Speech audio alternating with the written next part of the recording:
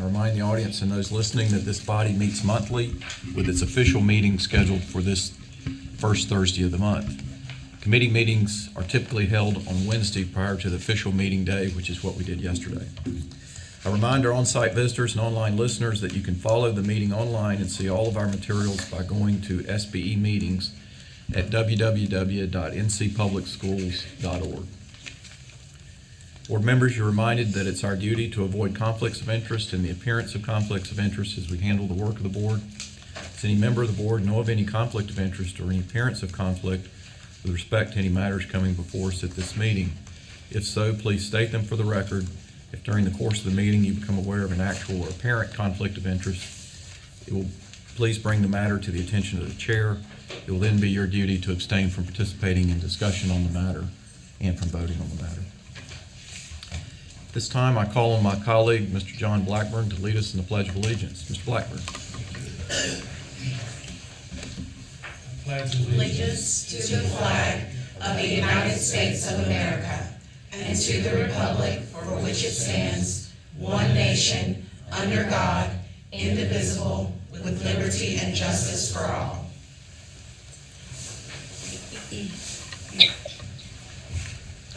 Thank you, Mr. Blackburn. We now come to our special recognitions, a time on our agenda when we recognize significant awards, proclamations, resolutions, and those who make a difference in the lives of our public school students each day. We're honored to have with us this morning Ms. Sneha Shah Coltrane and Ms. Chrissy Brown to begin our recognitions with the 2022 U.S. Presidential Scholars. Ms. Shah Coltrane. Hello, good morning, board and advisors. On May 12th, the U.S. Department of Education announced 161 students from across the country as 2022 U.S. Presidential Scholars, 3 of whom were from North Carolina and are here with us in person. We do have one that was unable to come this morning due to some illness. This year marks the 58th class of the U.S. Presidential Scholars, which recognizes high school seniors for their accomplishments in academics, the arts, and career and technical education fields. These scholars are selected annually by the White House Commission on Presidential Scholars based on their academic success, artistic and technical excellence, essays, school evaluations, and transcripts, as well as evidence of community service, leadership, and demonstrated commitment to high ideals. During his announcement, U.S. Secretary of Education Cardona said, "Our 22 presidential scholars represent the best of America and remind us that when empowered by education, there are no limits to what our young people can achieve." I joined President Biden, said the Secretary, to celebrate a class of scholars whose pursuit of knowledge, generosity of spirit, and exceptional talents bring our nation tremendous pride. Throughout one of the most trying periods of our nation's history, and amid our recovery from the pandemic, our students have once again demonstrated their strength and that they have so much to contribute to our country. Thanks to them, I know America's future is bright. And what you will see is they are a true testament to what North Carolina, our families, our students, our communities, and our public schools can achieve when we work together. These scholars will be recognized for their outstanding achievement by the U.S. Department of Education and President Biden this summer. So let me get to the fun stuff. So one of our scholars, Dipti Mohanraj, is not able to be here today. She is from our North Carolina School of Science and Math and will be attending MIT to study computer science and molecular biology. I had to actually look that up to learn more about that. She is an aspiring bioinformatics researcher interested in artificial intelligence, data science, and oncology. She was a Research Science Institute scholar and received accolades from the Regent International Science and Engineering Fair, the Science Talent Search, the National Junior Science and Humanities Symposium, and the American Association for the Advancement of Science annual meeting for her research that she has already done into automated systems for predicting a breast cancer patient's prognosis at 18. She's also an avid mathematics competition participant and has qualified for the United States of America Mathematics Olympiad team and the Math Prize for the Girls Olympiad. Dipti also volunteers with Project CS Girls and NCSSM Sisters for STEM Club to provide underrepresented and disadvantaged students with opportunities to explore STEM subjects. MIT is very fortunate to have Dipti join her. Now we have Benjamin Brown Knight. Benjamin, do you mind standing, please? And come on up. So Benjamin is from Chapel Hill Carborough City Schools and Chapel Hill High School, and he will be attending the University of Cambridge next year to study human, social, and political sciences. During his school, Benjamin has focused his coursework on the humanities. He has competed on his high school's Model UN, the mock trial and ethics bowls team, and in fact, in 2021, his team won the state ethics bowl championship.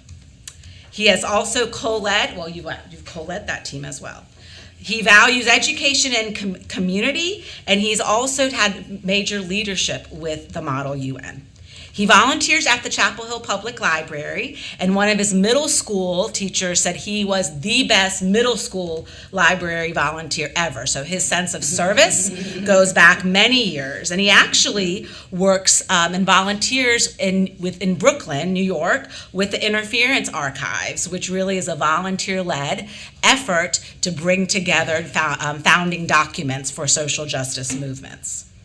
So we are super proud of Benjamin Brown Knight, and his parents are also here. Come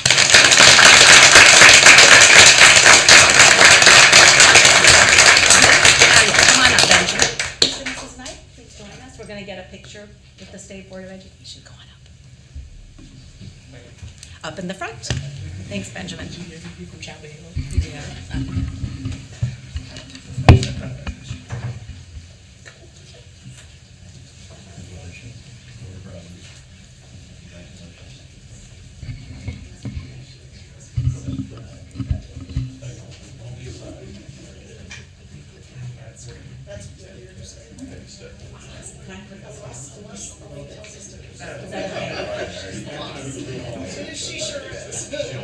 So let's get you, Rose. Have all of you guys come forward. Yep, perfect. Have you all fill in the back just a little bit? Make sure I can see everybody. Awesome.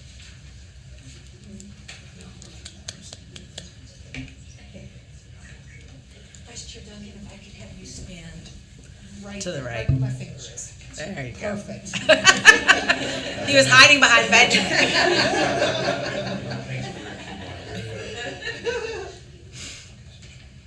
And 1, 2, 3, one more. 1, 2, and 3. Thank you.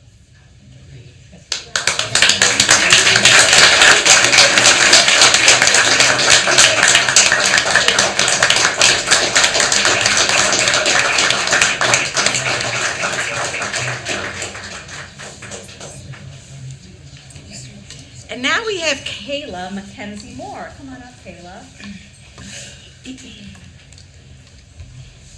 Kayla is from East Rutherford High School and from Rutherford County Schools, and she will be attending NC State University in this fall to major in biochemistry, which is super exciting. She and my daughter are going to hang out, I hope.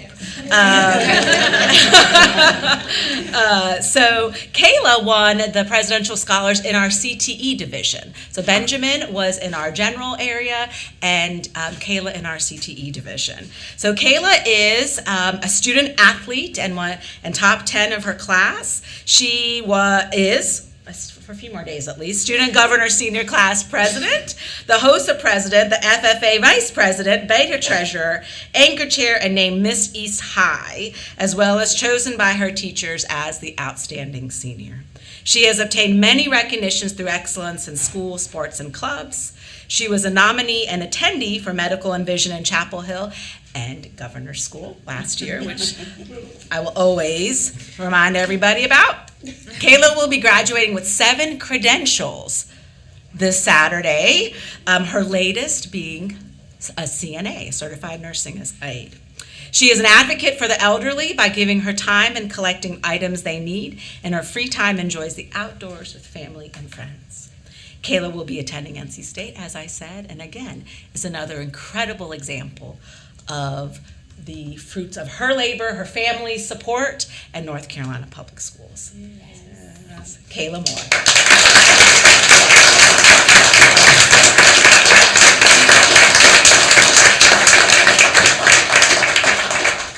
And Kayla is joined by her parents and her sister. And today's her birthday.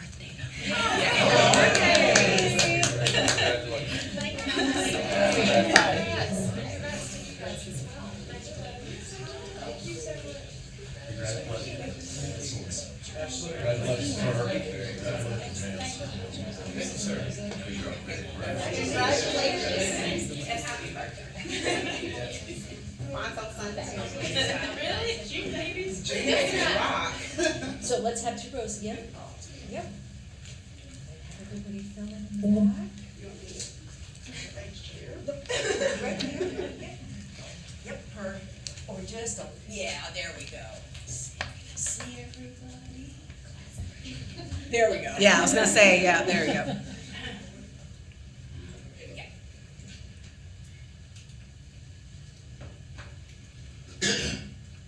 And 1, 2, 3, and 1 more. 1, 2, and 3.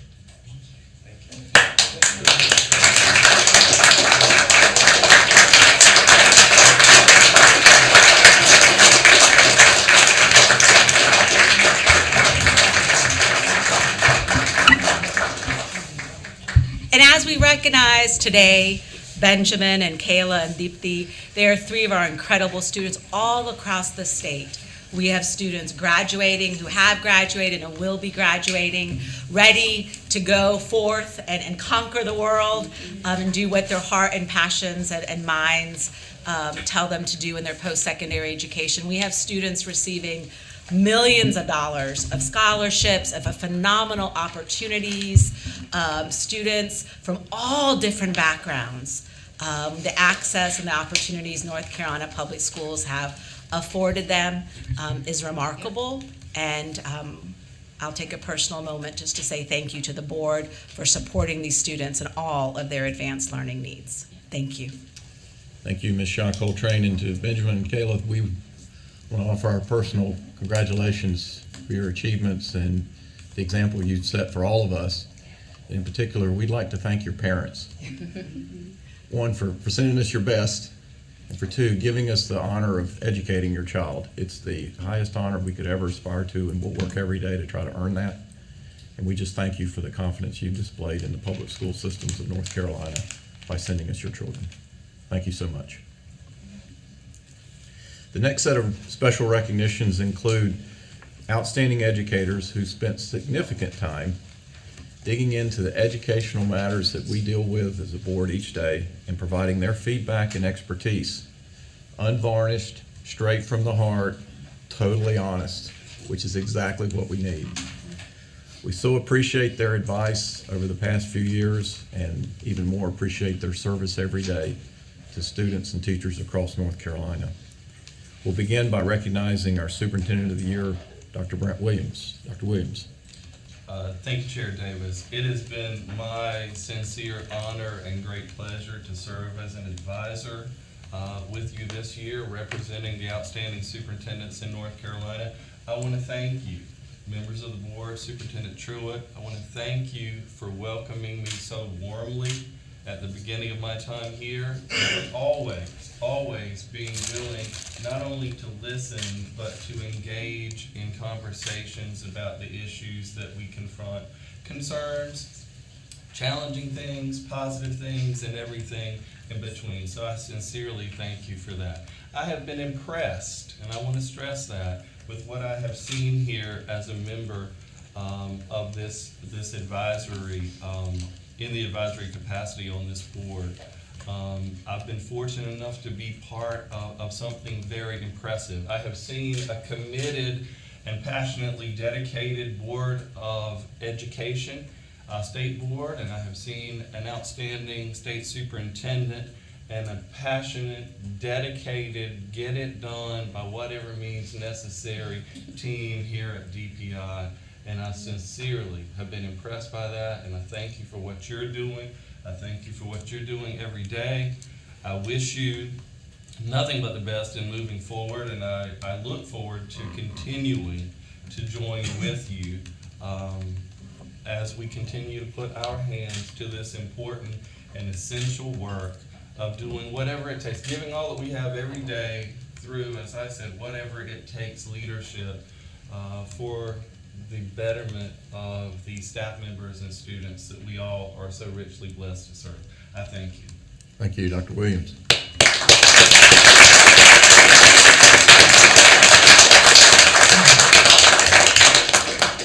And now, one step closer to our students, I'll turn to our Principal of the Year advisor, Ms. Keisha Clemens. Thank you, Chair Davis. It has been an incredible experience being a principal advisor to the State Board of Education. Thank you for the opportunity to serve in this capacity and to elevate the voices from the field, and I appreciate that. Today, I'm overwhelmed with gratitude and feelings for having the opportunity to work with such an amazing group of educators and advocates. I can express how much I've learned from each and every one of you. I'm humbled to be in the presence of all of you here today who demonstrate that commitment to education and the commitment to the 1.5 million students that we serve in North Carolina Public Schools. You know, during my time as an advisor, I had the distinct opportunity to lead and mobilize educators during a time where our world has been disrupted in ways that we could not have even imagined. But the beauty within this era of change is that we turn those challenges and opportunities and those problems into possibilities. Your leadership on the state board has helped propel us to think and act differently so that we can cultivate a new and improved landscape for our students. At the beginning of the year, I challenged my students and my staff to be bold and to see themselves as world changers. And so when I look across this room, that is what I see, world changers. They are ordinary people doing extraordinary things to make our school, our community, and our world a better place. World changers are people who make life better for others. They look beyond their own life and realize that what we do each and every day is bigger than ourselves. It's not just about one of us, it's about all of us, and it takes all of us to do the work. World changers see the glass as half full, not half empty. They walk in their purpose and seek opportunities to lead and serve others. World changers unapologetically embrace who they are, and they inspire others to do the same. When they see that things are not okay in this world, they become a catalyst for change. So that is who you are. That is who we are, world changers. As we deliver on that promise to our students to provide a sound and basic education to each and every child in North Carolina Public Schools, it will take courage. It'll take courage to create a bold vision and to transform education. It will take courage to challenge the status quo, and it will take courage to speak up when things are simply not okay. So thank you for being courageous. Thank you for all that you have done and will continue to do for public education. It has truly been an honor and a privilege to serve. So thank you. Thank you, Ms. Clemens.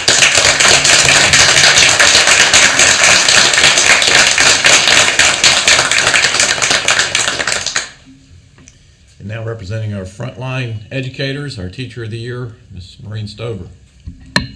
Chair Davis, Vice Chair Duncan, Superintendent Truitt, members of the board, and my fellow advisors, thank you for the incredible opportunity to serve the students, teachers, and citizens of North Carolina as a teacher advisor on the State Board of Education. Over the past 2 years, my eyes have truly been open to an incredible world of education that I did not realize existed. I've had the opportunity to elevate the voice and perspectives of classroom teachers and learn to be an advocate for those who share my views, but more importantly, for those who didn't. In every conversation, I kept the 1.5 million students in our classrooms at the center of my thoughts and comments, and I was devoted to finding solutions to provide equitable educational opportunities and whole child supports for every child in our classrooms. I was enlightened to learn that our board members shared that same goal, and that the staff and everyone at DPI also has that same intention and is constantly working to find better ways to support the children in our classrooms. I've been humbled to learn from the incredible staff at DPI and from Superintendent Truitt. I also had the opportunity to work with some of my Edu heroes, two of whom are sitting here, along with Dr. Ashburn, Freeber McKinney, and Julie Pittman. I also had the opportunity to work with a team of Regional Teachers of the Year who were able to effectively advocate for each one of the students in their 8 educational regions, along with our charter schools. It has truly been an honor and a privilege to serve the State Board of Education and North Carolina as an advisor to the board. Yesterday, Julie told Eugenia a quote that I really loved, and I thought I would include it today, that there's no such thing as an exit, there is only an entrance to a new challenge. And so while today will be my last day sitting in as advisor on the state board, my work is not done, continuing to stand for the teachers of North Carolina and be an advocate and voice for the teachers and students that are in our classrooms across this great state. Thank you so much for the opportunity to serve. It was truly an honor and privilege.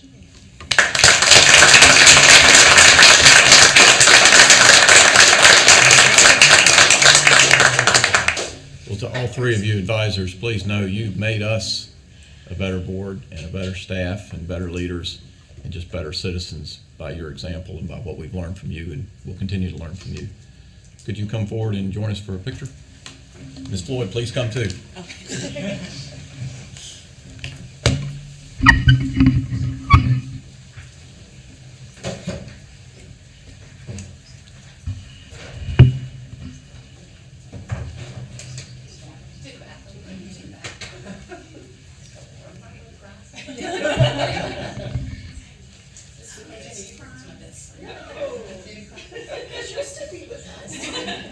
So may we have you all come up just a little bit, Okay. And Vice Chair Duncan, if I could, you stand in the back. Mr. Butler, if I could have you stand in the back. Yep. And then we have the 3 of you come closer together.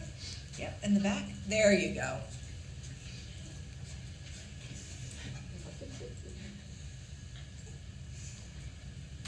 And 1, 2, and 3, and 1 more. 1, 2, and 3. Thank you.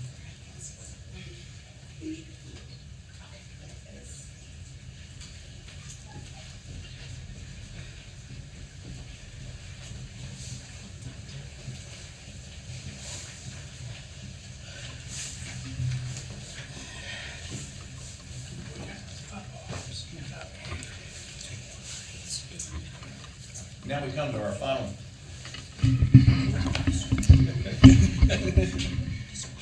And now we come to our final recognitions this morning, where we have the honor of recognizing 2 outstanding individuals who serve not only this board and the Department of Public Instruction, but every educator, every parent, and every student across this state. Both of them, in their heart and soul, are teachers. And teaching just pours out of their veins. And we've been their students, and we've all benefited, and will continue to be their students. So we'll begin with a social studies teacher, a teacher of the year, and in his last role with us, Director of Legislative Affairs and Community Outreach, where his ability to build relationships and partnerships and enthusiasm for serving our public school students just was so ever present. And I'll turn to my colleague, Ms. Jill Kamnitz, to read this resolution for our colleague, Freeber McKinney. And Mr. McKinney, could you stand? Could you come forward, sir? And whoever else you have with you, if you have anyone. Just me. That's all we need. That's all we need. My son's got his award ceremony right now, so my wife's with him. You're on. Ms. Kamnitz. Brian Freeber McKinney for outstanding service to the North Carolina State Board of Education, February 2020 to February 2022. Whereas the North Carolina State Board of Education takes pride in the extraordinary qualities and dedication of the citizens who have served public education through service to the North Carolina State Board of Education.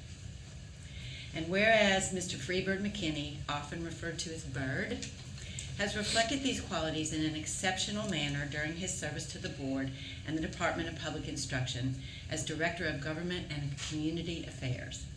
And whereas Mr. McKinney's unquestionable belief in the North Carolina constitutional promise that the people have a right to the privilege of education, and it is the duty of the state to guard and maintain that right.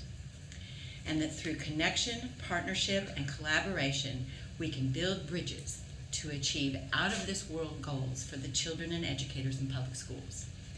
And whereas the board understands that Mr. McKinney is a kind, roaming giant, traversing COVID-19 with a large personality, contagious smile, and welcoming spirit, which allowed him to navigate political waters with skill, demonstrating agility during long and short legislative sessions, delivering solutions in response to the need of public school students and educators. And whereas Mr. Freebird McKinney, as 2018 Burrs Welcome North Carolina Teacher of the Year and beyond, elevated the voices of educators and practitioners, uniquely termed #Educator Diplomats, to amplify the benefit and ingenuity of teachers effectively influencing the decisions of policymakers by providing them with concrete examples of experiences within public schools. And whereas Mr. McKinney is a bleeding Irish soul with a can-do attitude, willing to extend an olive branch to friend or foe, journeying with purpose from Murphy to Manteo, exploring to gather necessary information as one of North Carolina's passionate education warriors. And whereas Mr. McKinney's understanding that public education is fundamentally important, which allowed him to advocate fiercely, capturing every moment through vivid details and sometimes lengthy storytelling about the state of the Shire, to influence hearts and minds, to positively influence policy and practice. And whereas he always looks for the best in everyone, excitedly greeting everyone he sees with his infamous, "Well, hi," possesses a generous heart as a kind and dependable friend to many. And whereas Mr. McKinney unfailingly shows up as his authentic self, with the ability to champion all things equity and whole child, bringing joy like his favorite holiday, Christmas, wearing flamboyant yet decent suits.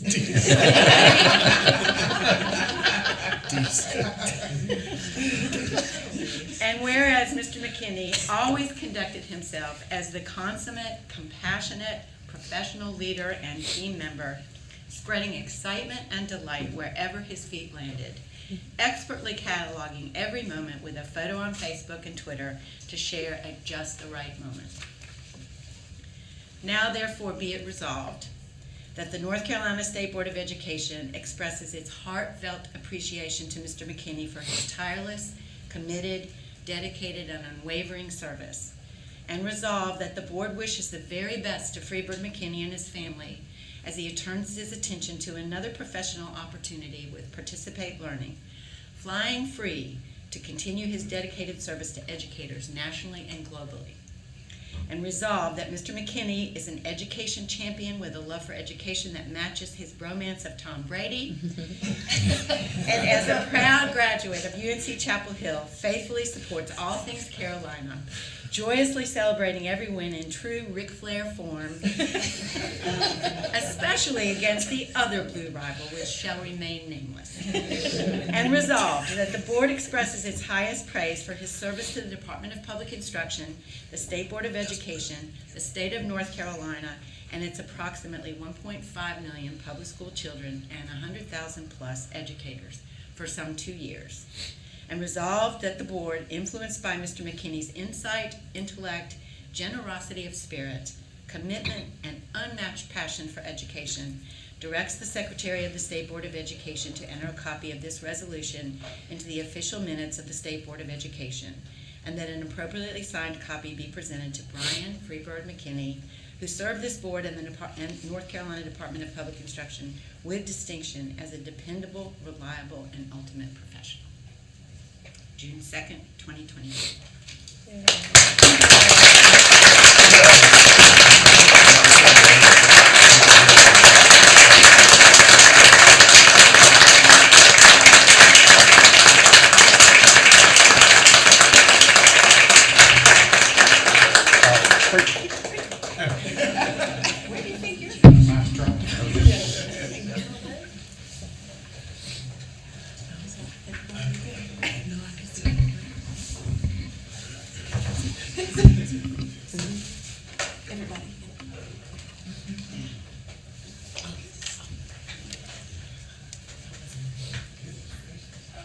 what Ms. Camnitz just read, which I would acknowledge that Deanna wrote, by the way, is now framed in Freebird's favorite color. Okay, so let me have, Yeah. have you come up, review comments. Yeah. Oh, sorry. The cursor being taller. I like it. Use your finger. Yeah, Mr. Lloyd. Let me see that, right? Perfect. Oh, that looks great. Okay, Freebird, if you can tilt it down just a little for, no. Perfect. Yep.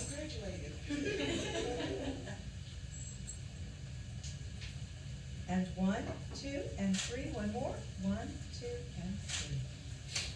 Perfect. And Freebird, we have another little remembrance you can take home with you. Yes, would you like to say a few words? All right, yeah, sure. I'll do whatever you want. Go for it. Board adjourned.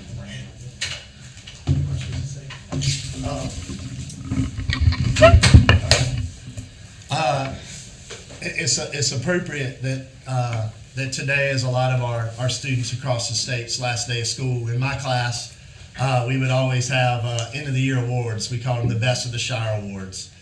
And they'd be just funny kind of things, that we did in IB Philosophy or World History, Jedi Master or the Wu Wei Award and then I would play a song. I'm a huge Pearl Jam fan, and Pearl Jam has a song called "Release Me," and it's a pretty deep song, and you all know kind of my background and my family history. So it was one of those songs that just kind of throughout the year, as you're building relationships with students, it really grounds you in the relationship that you build with them, and the understanding that life's journey has its ups and downs, but what they're doing every day in our class is really that soul crafting work that we talk about. And then at the end of the song, I would write up on the board, "I release you." And it was this moment that my students knew that they're leaving my class, but they'll forever be intertwined in our lives together. And I hope that you realize I don't have a chalkboard right now to write "I release you" on, but I release you from the longer storytelling and the decent suits. Allison, I definitely release you from the loud conversations in our paper-thin walls. But I definitely don't release you in our continued commitment to these words that stand right behind us, and the dedication that each one of you have in this room and continue to exercise every time you sit around this table, but in your everyday lives. And it has been, other than being a father and a husband, it's been the greatest of honors in my life to be able to serve the state of North Carolina and its highest authority in how we serve North Carolina public school students. So thank you very much for this opportunity.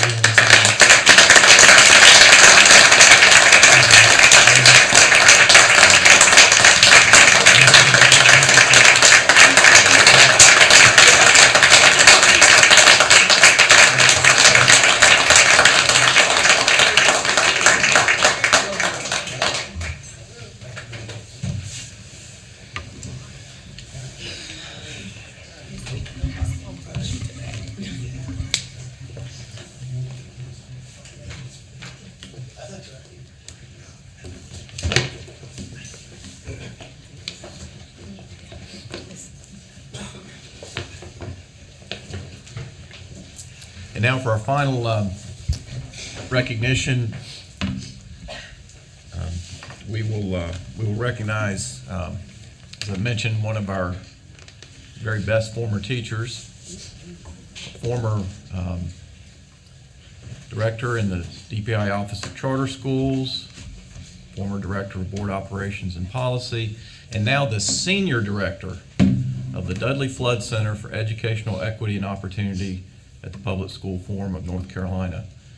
I'm going to turn to my colleague, Miss Amy White, to honor Dr. Deanna Townsend Smith. Ms. White. Thank you, Chair Davis. It is indeed my honor to read this resolution into the minutes of today's State Board of Education meeting.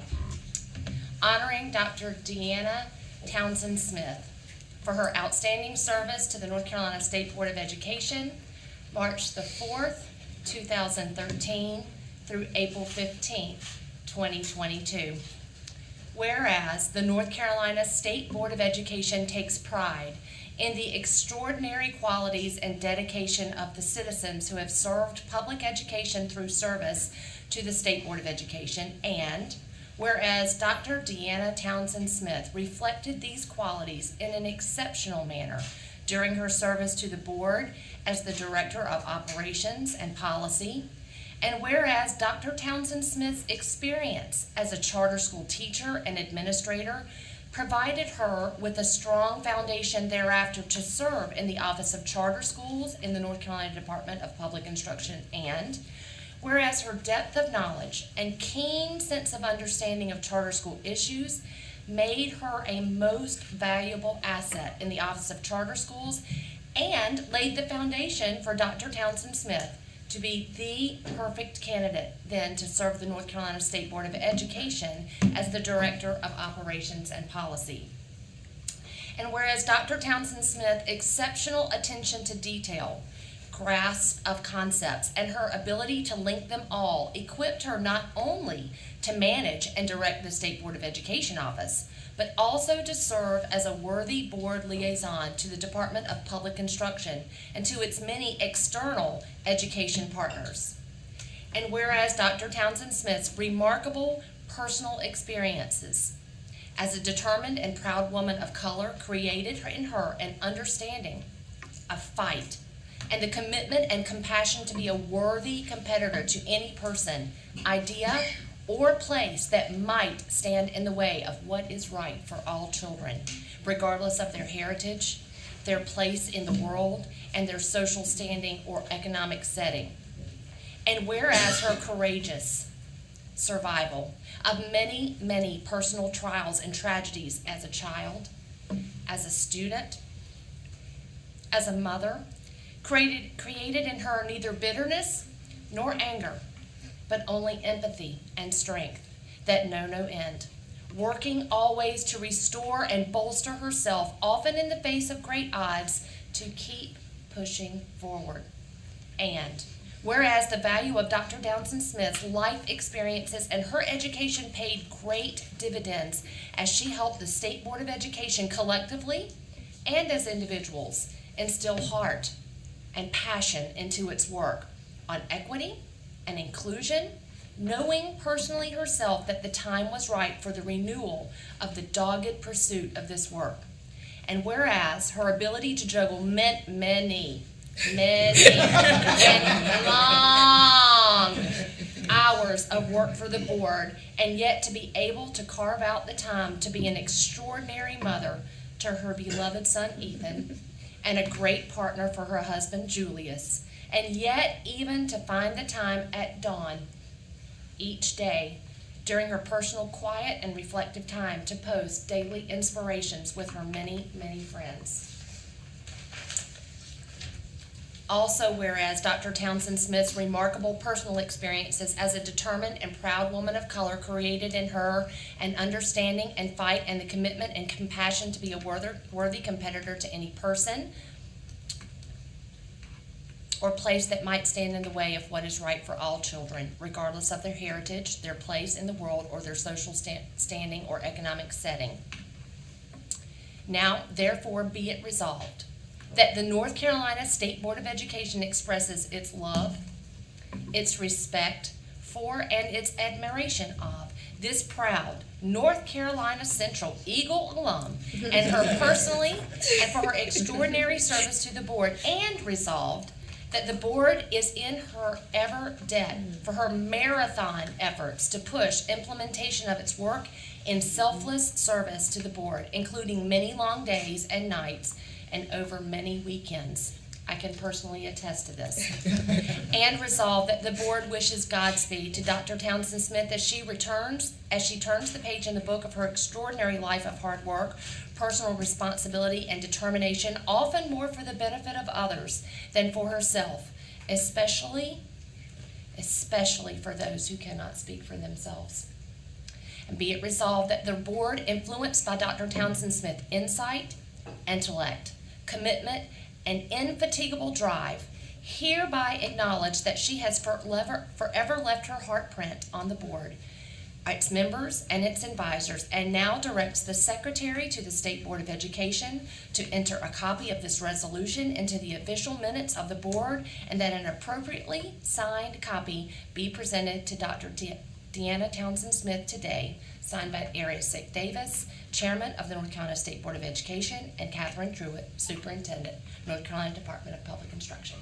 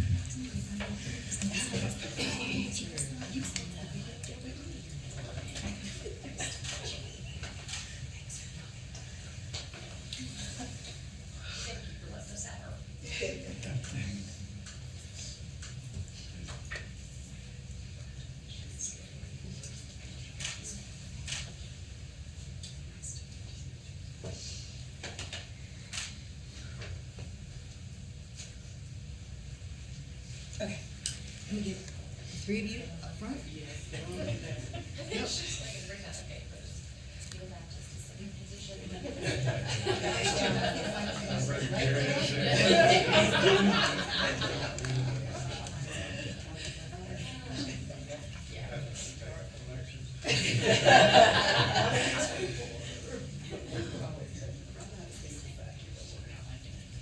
I changed my vice chair. Can I have you stand right there? Yep. It just looks a little bit better. Yeah, that looks great. And if I have you hold the certificate forward in the middle, tilt it forward just a little this way. There you go. And 1, 2, 3, and one more. 1, 2, and 3.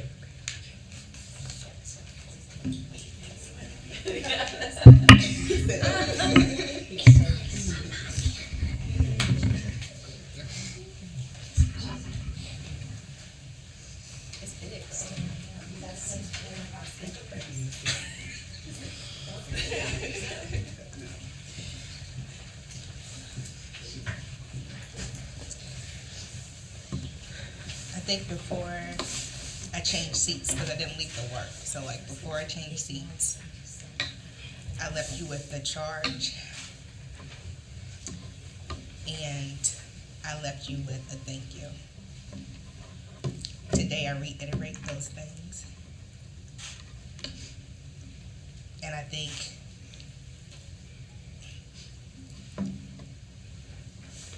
I dedicated myself so fiercely to the work because of children. They are the least of those. And we must do right by them because that's our charge. And that's the right that is enshrined in the Constitution. I want to thank you for allowing me to be in the room where it happened.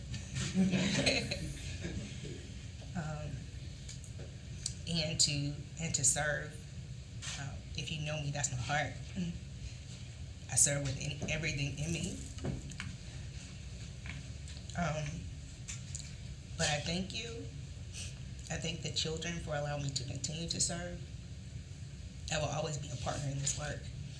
And there's nothing more important than maintaining the course of all things equity and.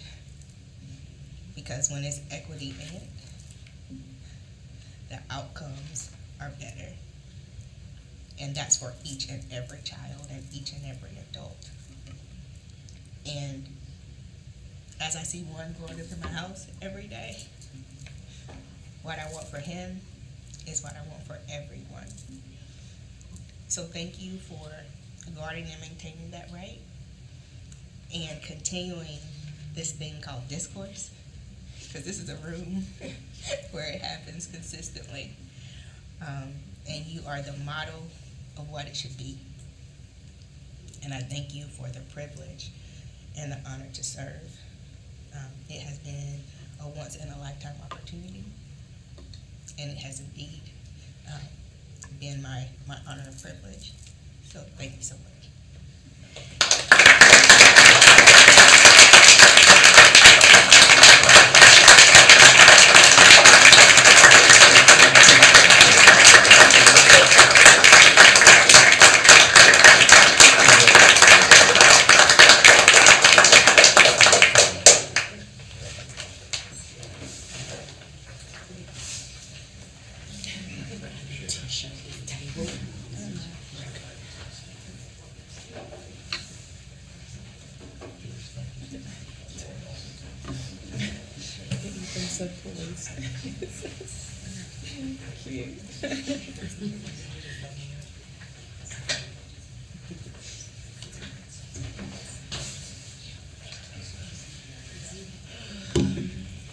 How about we take a 10-minute break? We'll return at 10 o'clock. 10 o'clock.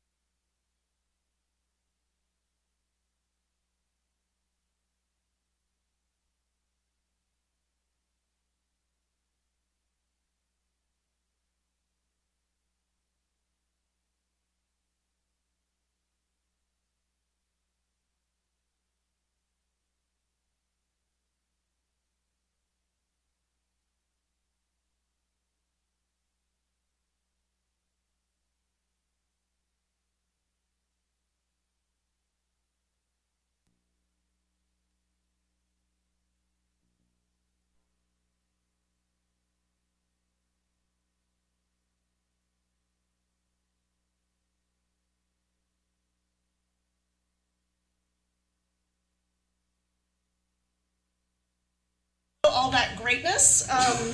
And wow, what just an amazing start to our day. I'm going to actually continue, let's go to the next slide, please, with some more awards to share with you. The first one is an incredibly exciting award called the Milken Family Educator Award. This is an endowment that comes from out of state. You cannot apply to receive this award. They find the teachers. And what's really exciting about this award is that it comes with a significant monetary gift, which is so exciting. So 2 folks have received this award in North Carolina this year. I shared the first one with you a couple of months ago. That was in Guilford County at Page High School. And this time, the recipient was Miss Victoria Lightfoot from Millbrook Magnet Elementary School. So this award is a little bit different than other awards. When we go to the school, only the principal at the school knows why we are there. So there's always a pretense for why there are visitors coming to the school. And so no one except for the principal knows why we are there. So the students, we saw a 3rd grade choral group perform for us. We had a lovely outdoor ceremony. And then the woman from the Milken award, from the Milken family comes to give the award. They involve the students in the award. And the teacher was awarded $25,000 for her own use. And Victoria Lightfoot was an incredibly worthy recipient of this award. She is a former Teacher of the Year in 2 different Wake County schools, and she also, because she was such an amazing teacher, had recently been named a coach. And what she was really known for at the school was integrating arts and music education into literacy and math lessons. And it was really clear to me when I was there that she was just so well beloved and respected by her colleagues. Next, as some of you may have been able to tune into, and I know Vice Chair Duncan was there with us in person, the Principal of the Year ceremony occurred 2 weeks ago. And it was live streamed just like the Teacher of the Year award for the first time. And so the total station reach of this event was 261,600 viewers, which is just incredible. So most people watched from, it was live streamed, and they were able to watch it on their phone. And we're just so thankful for, we'll go to the next slide, for all of the incredible Principal of the Year finalists. And so I'm just gonna, so the board knows where they're all from. Your Northeast Principal of the Year finalist is Allison Covington, and she is from South Greenville Elementary School. In the Southeast, we have the winner, Dr. Patrick Green, from Greene County Schools. He's the principal at Greene Central High, not to be confused with Dr. Patrick Miller from Greene County Schools, which is easy to do.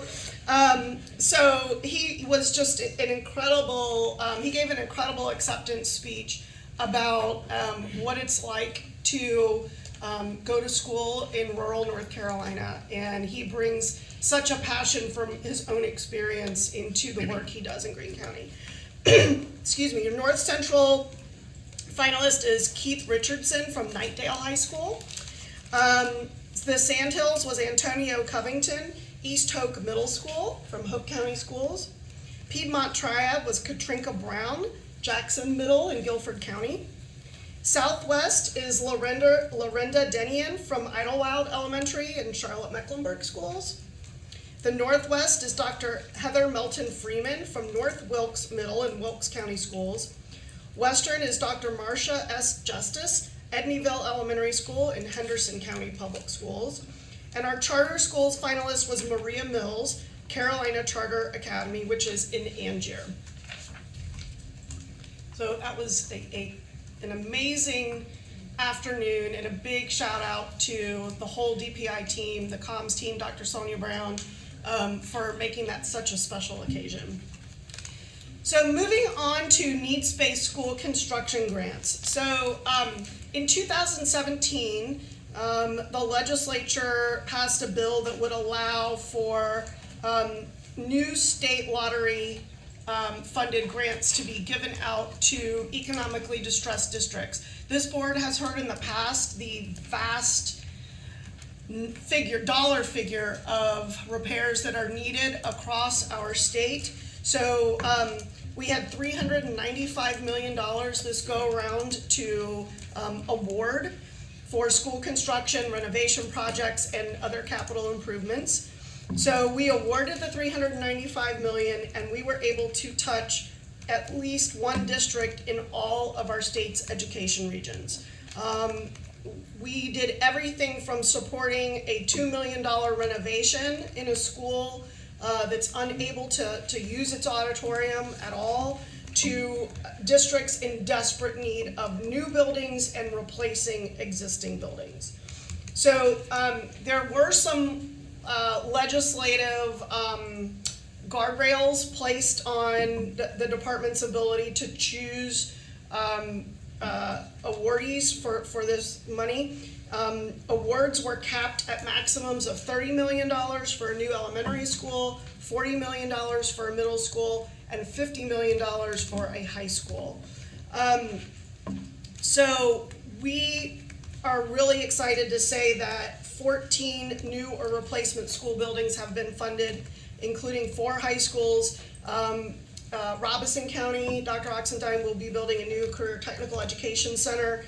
And then there's also, I believe in Washington County, a pre-K through 12th grade school being built. Over the last 5 years, this fund has awarded almost $740 million to local districts, providing funding for 60 new K-12 construction projects, including 33 new high schools, 8 new buildings, and the replacement of 44 existing schools. And yet we know this is not enough. So we're really hoping that there's going to be another round of grants in the coming months. So if you scroll to the next slide, you can see we actually invited the recipients to come. Here we see, we'll go back one, Halifax County, Dr. Eric Cunningham, and Linda Jewel Carr from Washington County are pictured here.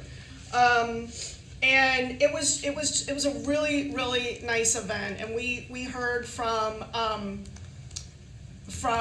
almost all of the recipients were able to attend, even coming all the way from Clay County, our westernmost county, who we invited a couple of our most economically distressed counties to share what their specific challenges and needs are, and they were able to share with their colleagues from across the state really just their stories of schools being shut down, facilities not being able to be used, and so you can imagine how grateful the recipients were. Moving on to school visits of note. First, Morgan Elementary School.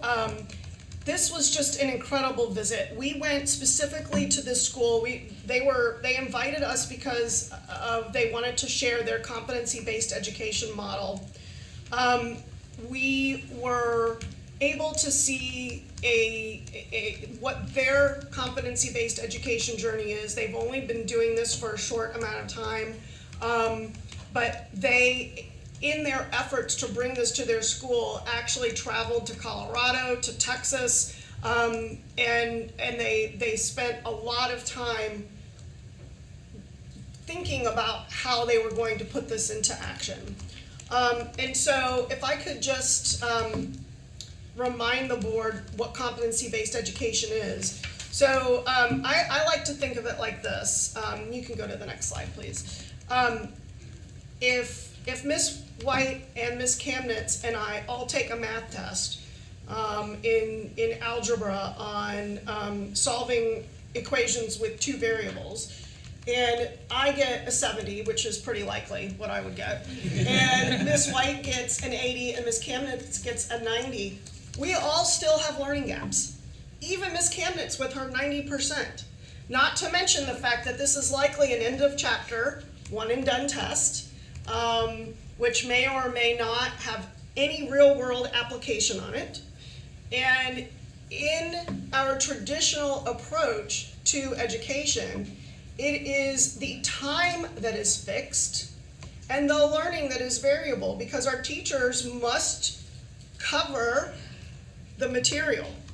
They have to get to a certain point, and that's how kids get left behind. That is how kids get left behind. And so in competency-based education, the learning is fixed and the time is variable. If you all were to think about your own children, nieces and nephews, or grandchildren, what you would think about is how different they are from one another. And any teacher, as we talked about with kindergarten yesterday, that differentiation of skill and ability across a group of kindergartners doesn't change by the time they get to 4th grade. They're all still completely different. And then by the time they get to Miss Stover's biology class, there are kids who can't read and kids who can't do math, such that they can graduate or do chemistry. And so what we saw in this building was student agency of their learning. It was absolutely incredible. So regardless of a student's grade, they can, what they call, level up to the next grade level. So there were students there, because it was getting towards the end of the year, there were students there that were leveling up in math to the next level, or to a new set of another Lexile level in reading. So this was in ELA and in math that students have the ability to level up.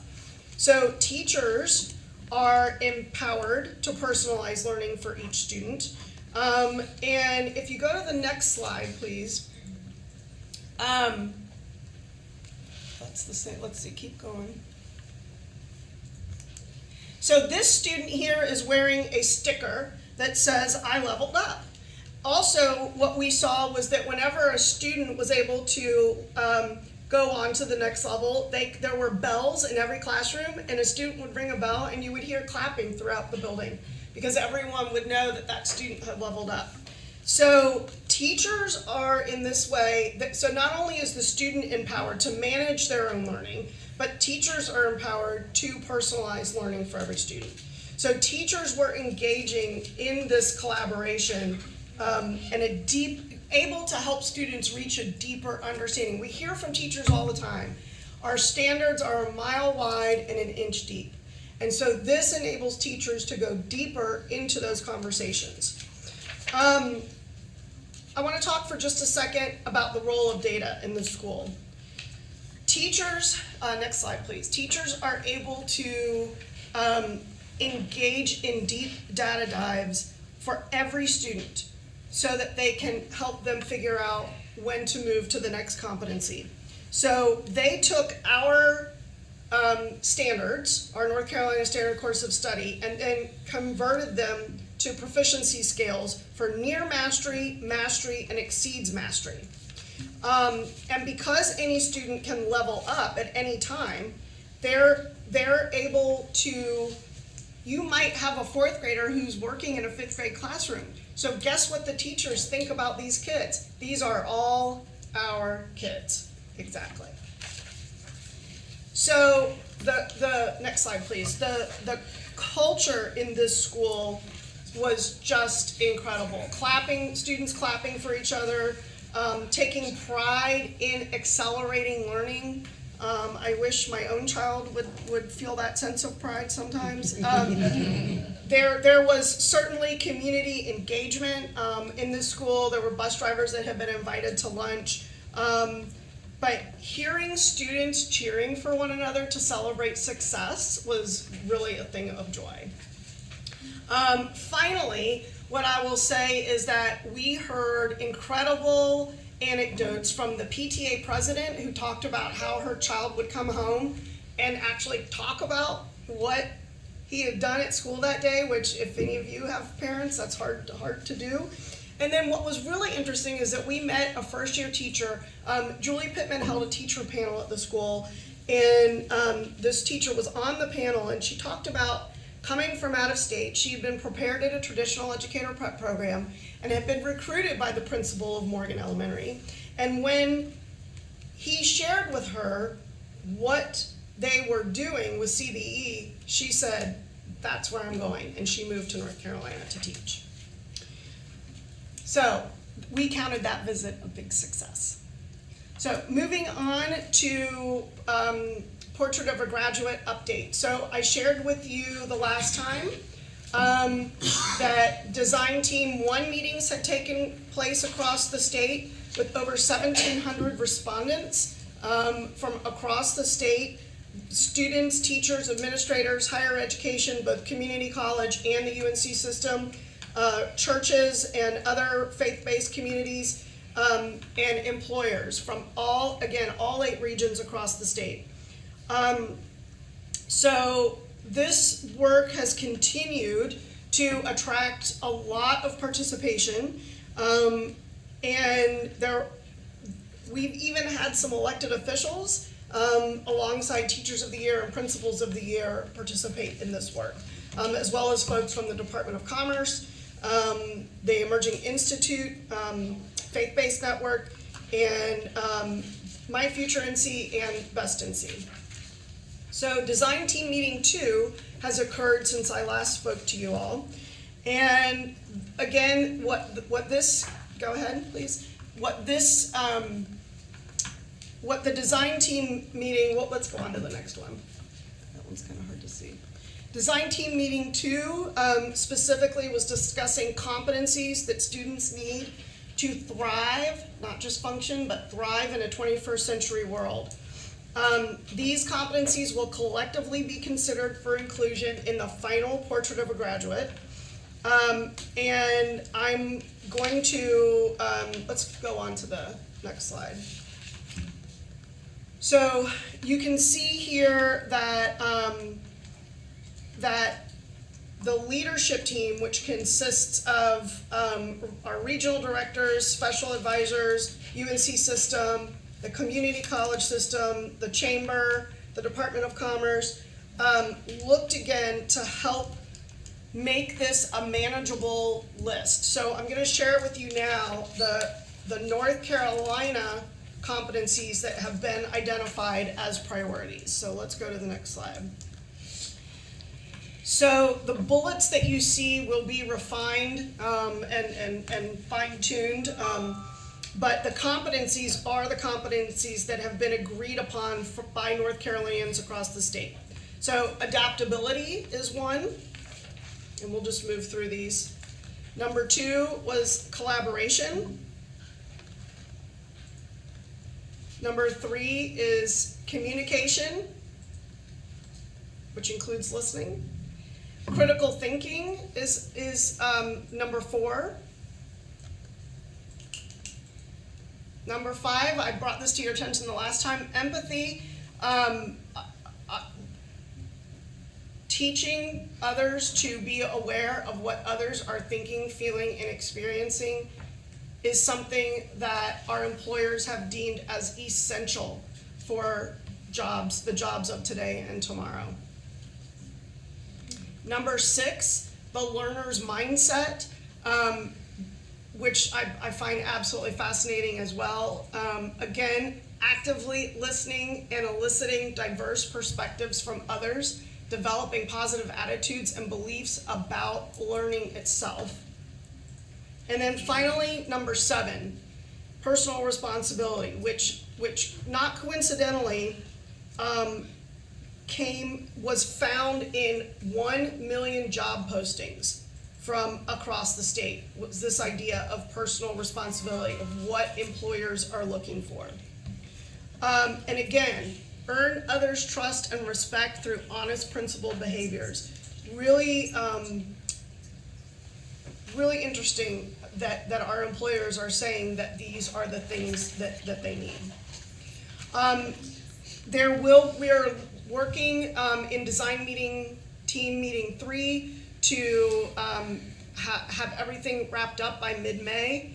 And then if you go to the next slide, you can see some design sketches that the teams are working on that will eventually become the logo for the statewide portrait.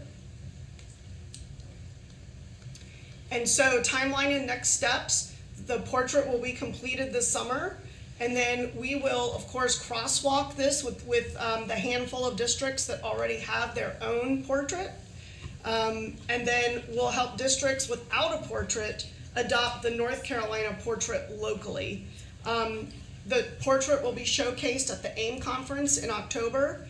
And then we will start work with testing and accountability, as promised, to help redesign the way we do testing and accountability in North Carolina, which that's when the fun will begin. And with that, I'm happy to take questions. Questions from my colleagues? Ms. Camden? I do. And I suspect that this is not going to be news to you, but back to the construction grants.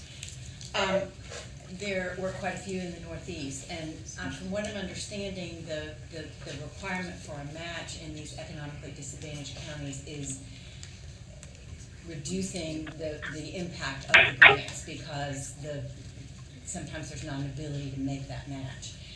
Was that something that you could take that was taken into consideration, or can it be in the future to recognize that is the money's only good if the district is able to convert it to an actual school? Yeah, so just to be clear, it's not a 1-to-1 match. It's a 5% match, I believe.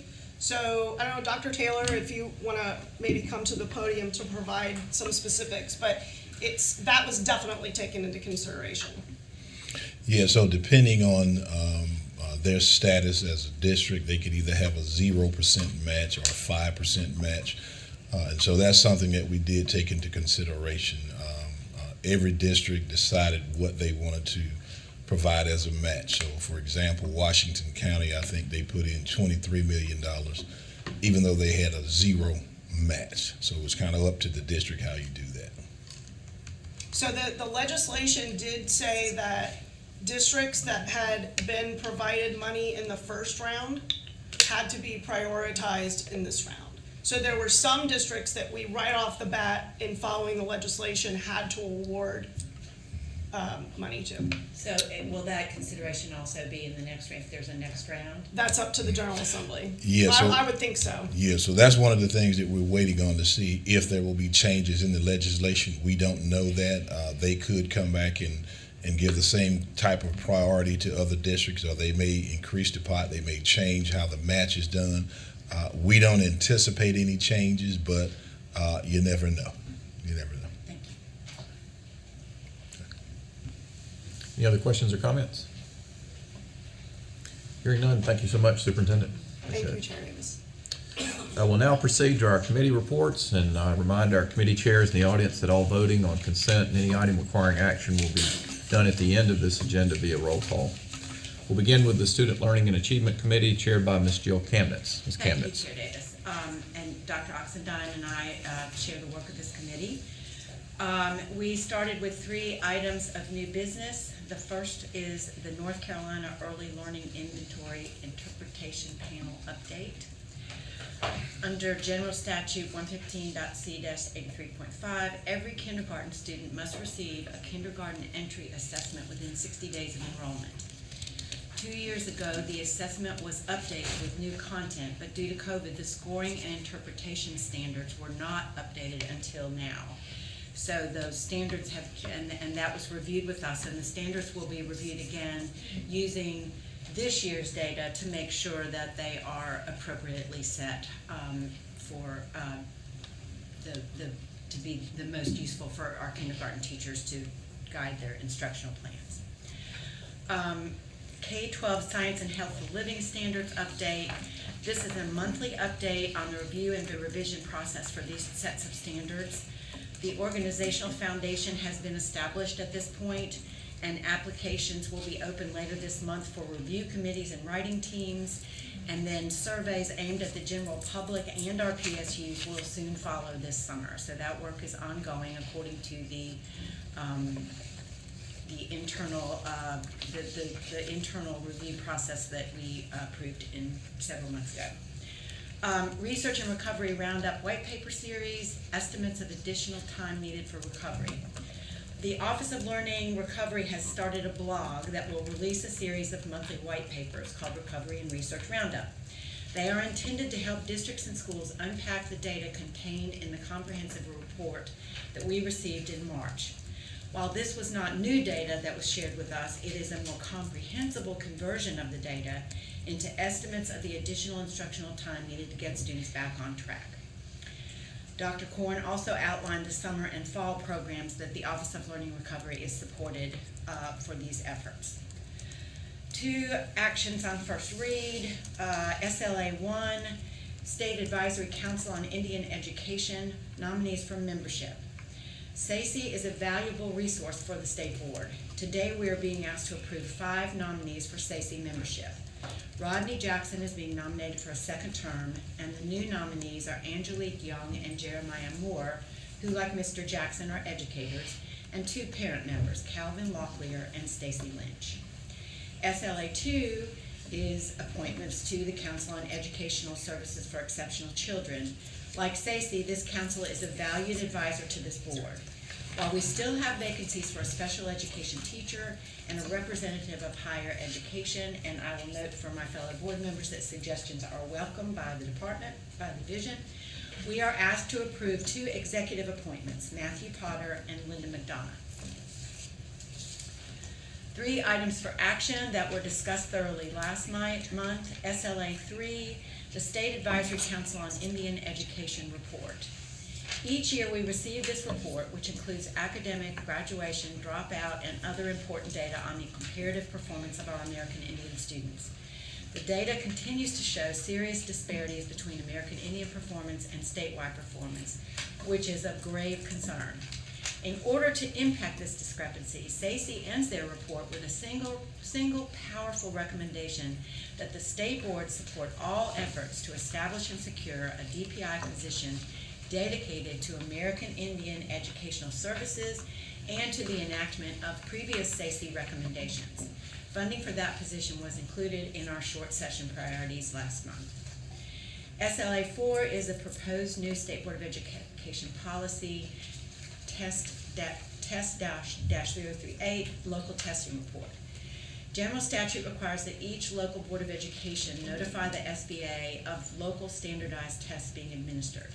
The requirement can be waived if the local board has made significant progress towards reducing local testing to the state average. This policy change defines that significant progress as reducing testing within 1 standard deviation above the state's 2-year average for the number of tests or the number of hours.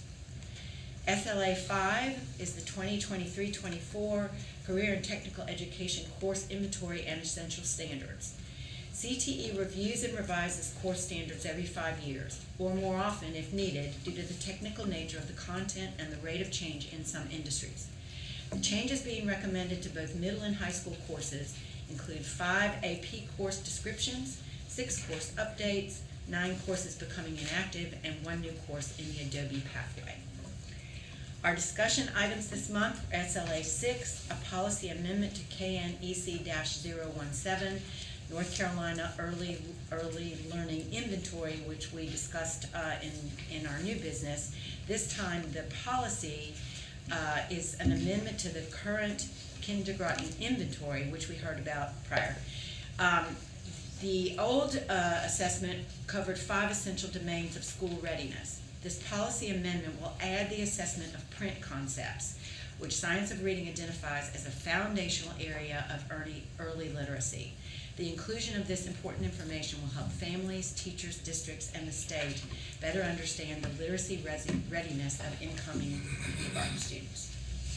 SLA 7 is a policy amendment to KNEC-003, Read to Achieve Alternative Assessment and Twice Retained Definition.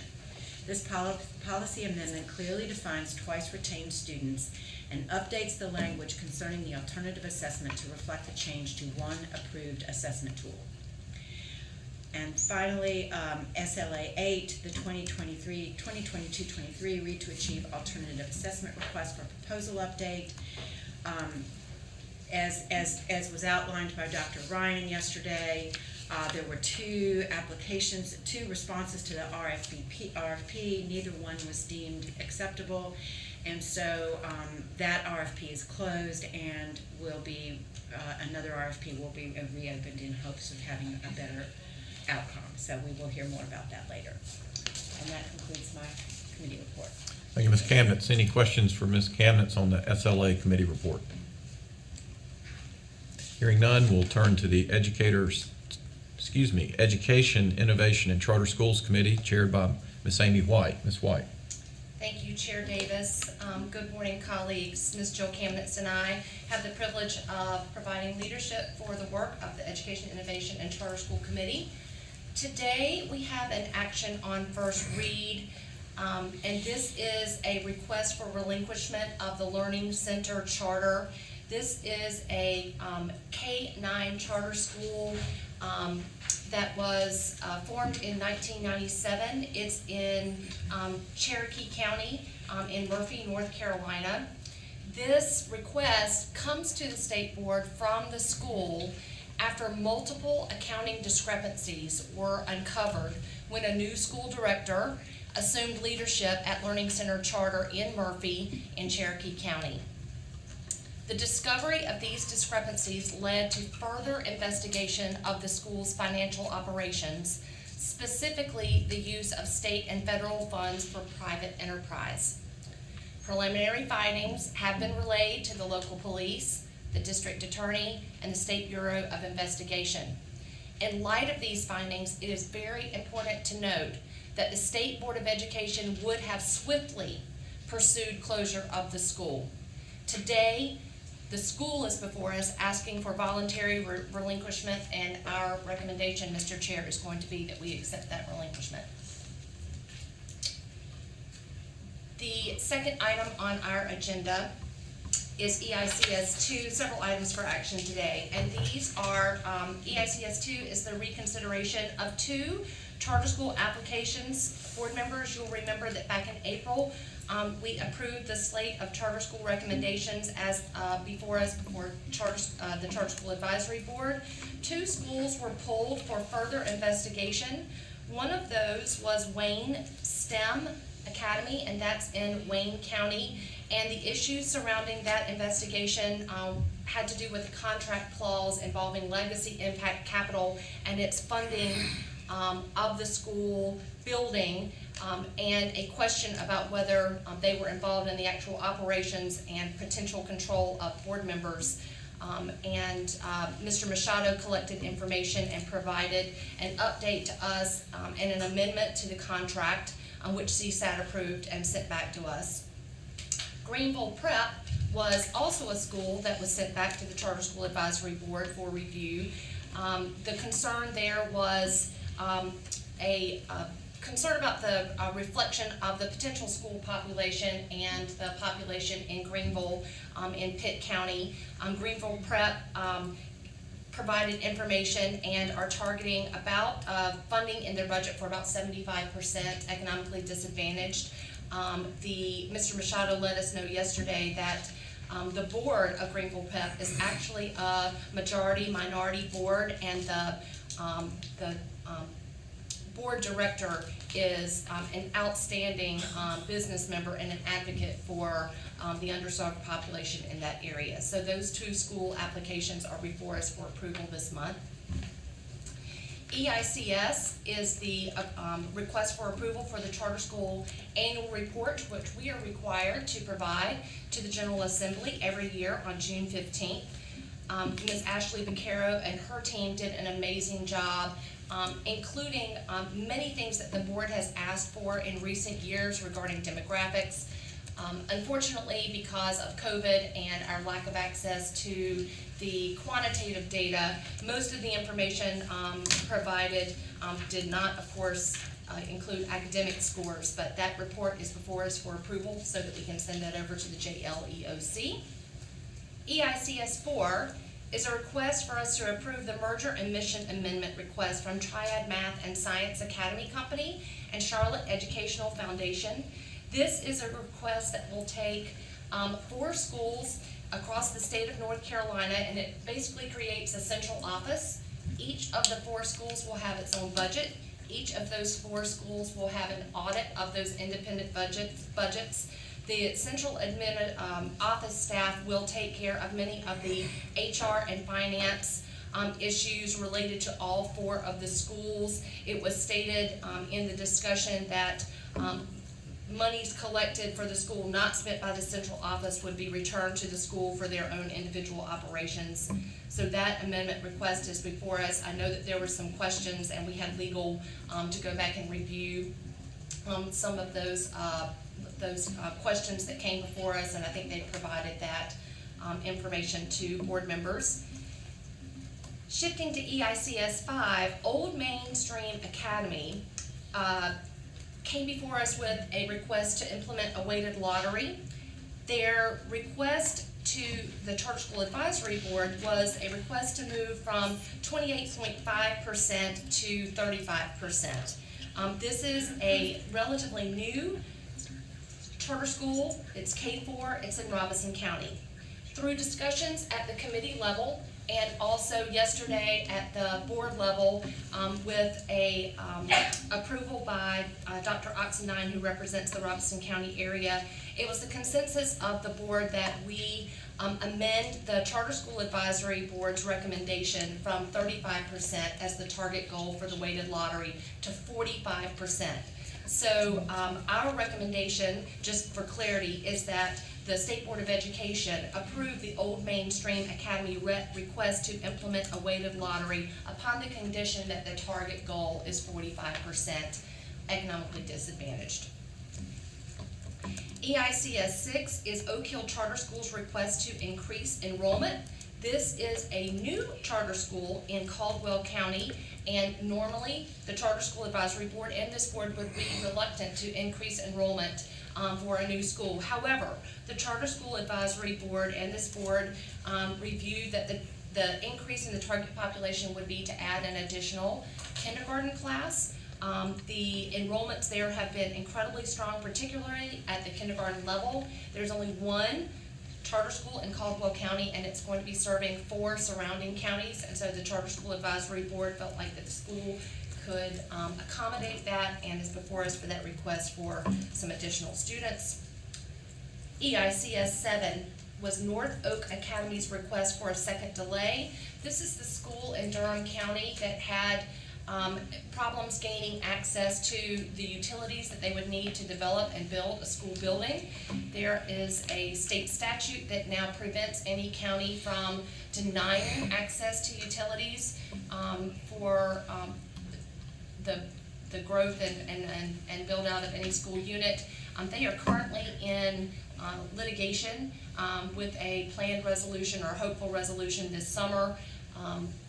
It is our recommendation that we approve the delay in hopes that they could get that court issue resolved and pursue completion of their building facility by next August. If by chance it is approved and they are unable to meet the building timeline, they would either have to find an alternative space to begin school, or if they deem that it is just not feasible for them to have a facility ready, they would have to give up their charter and reapply the next year. This is their second delay. EICS 8 is a revitalized enrollment decrease request. It's important for board members to understand that the Charter School Advisory Board did not approve this request, and it is before us also as a recommendation not to approve. This request to decrease the enrollment. Revitalize is a charter school that's going to operate in Wake County. It's an accelerated application. There are very strict guidelines which schools must meet regarding enrollment at an accelerated application, and the Charter School Advisory Board felt strongly that because they applied for an accelerated all that excitement this morning, because they applied for a accelerated application that they needed to meet the guidelines for which they did approve. So our recommendation is going to be that we not approve that request. There were 3 items for discussion this month. EICS 9, Shining Rock Classical Academy, requested an amendment to their mission statement. We reviewed that yesterday in committee. We will have a chance to further look at that over the next month. It will be back before us next month for action. EICS 10 was the charter school ready to open preliminary recommendations.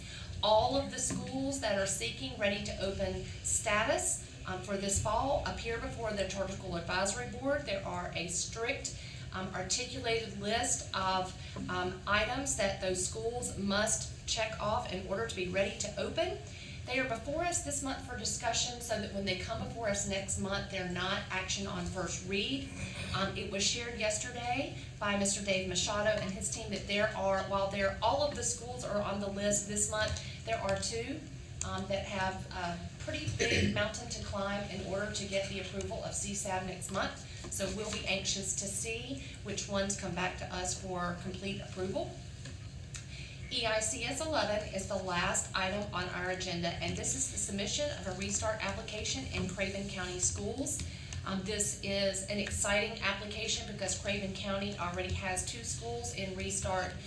They are fully aware of the financial obligation and the responsibility that it takes to enter into a contract with the Department of Public Construction to access these flexibilities towards school improvement.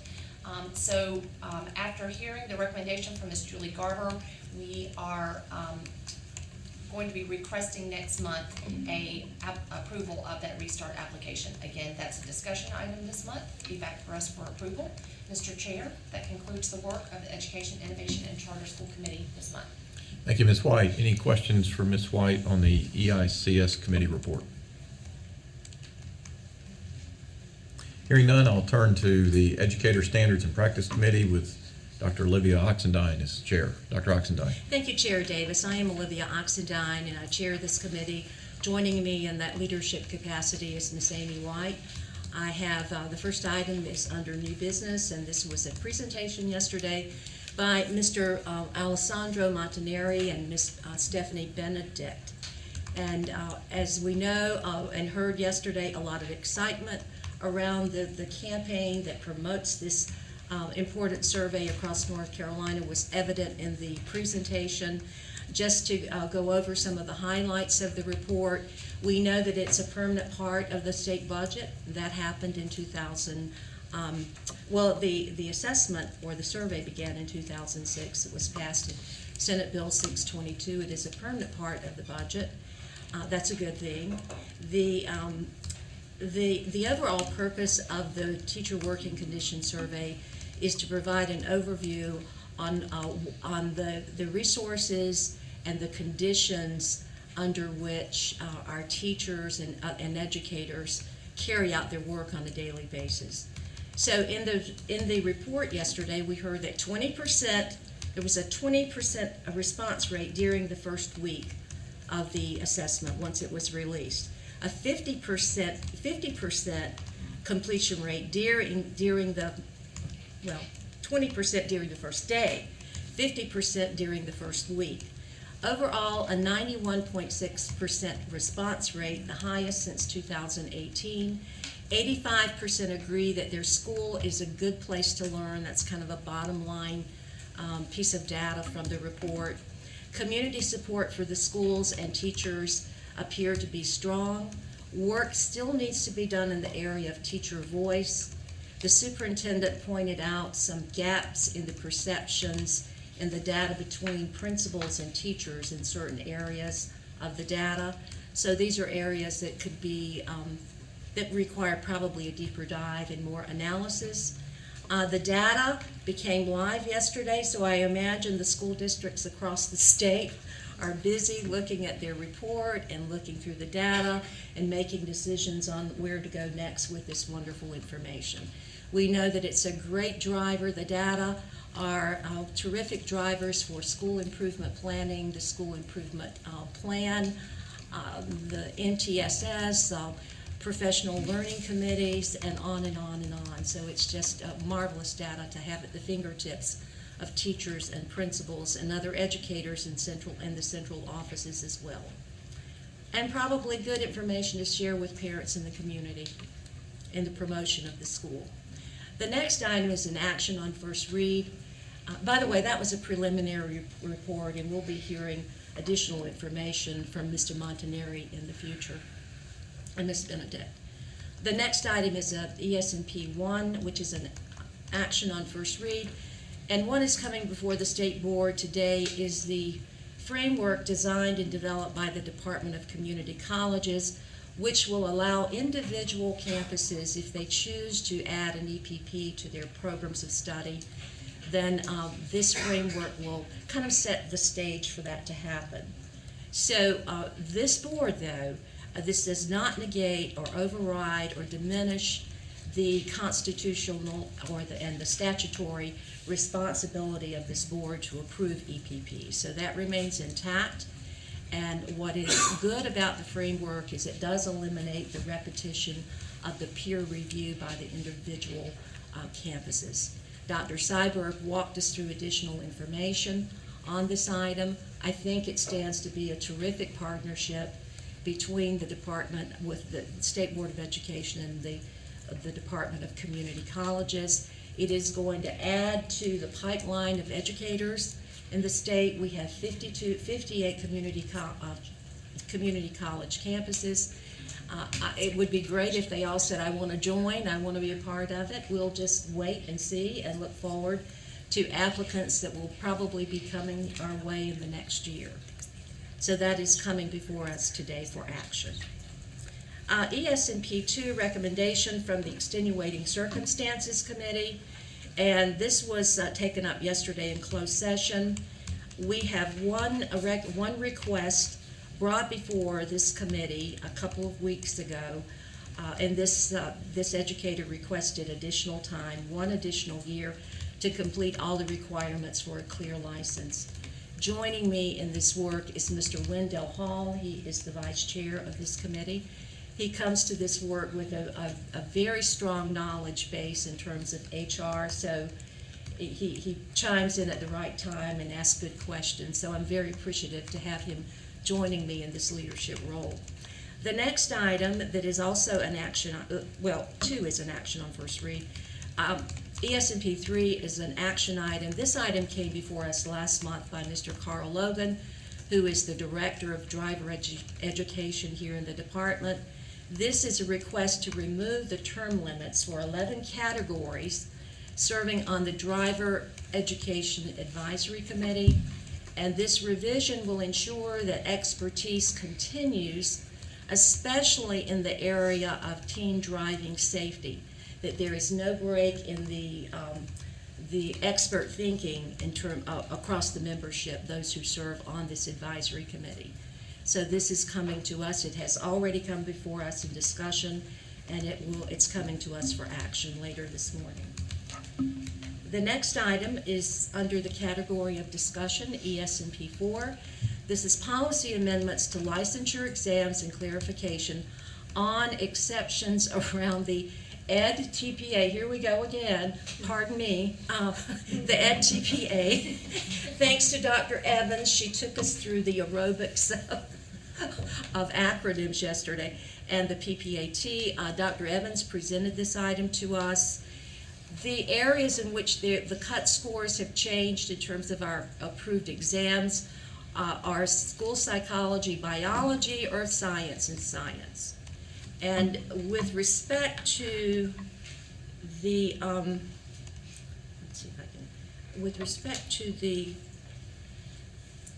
the pedagogy assessment clarification, and I'm going to read directly from the revised language in the policy.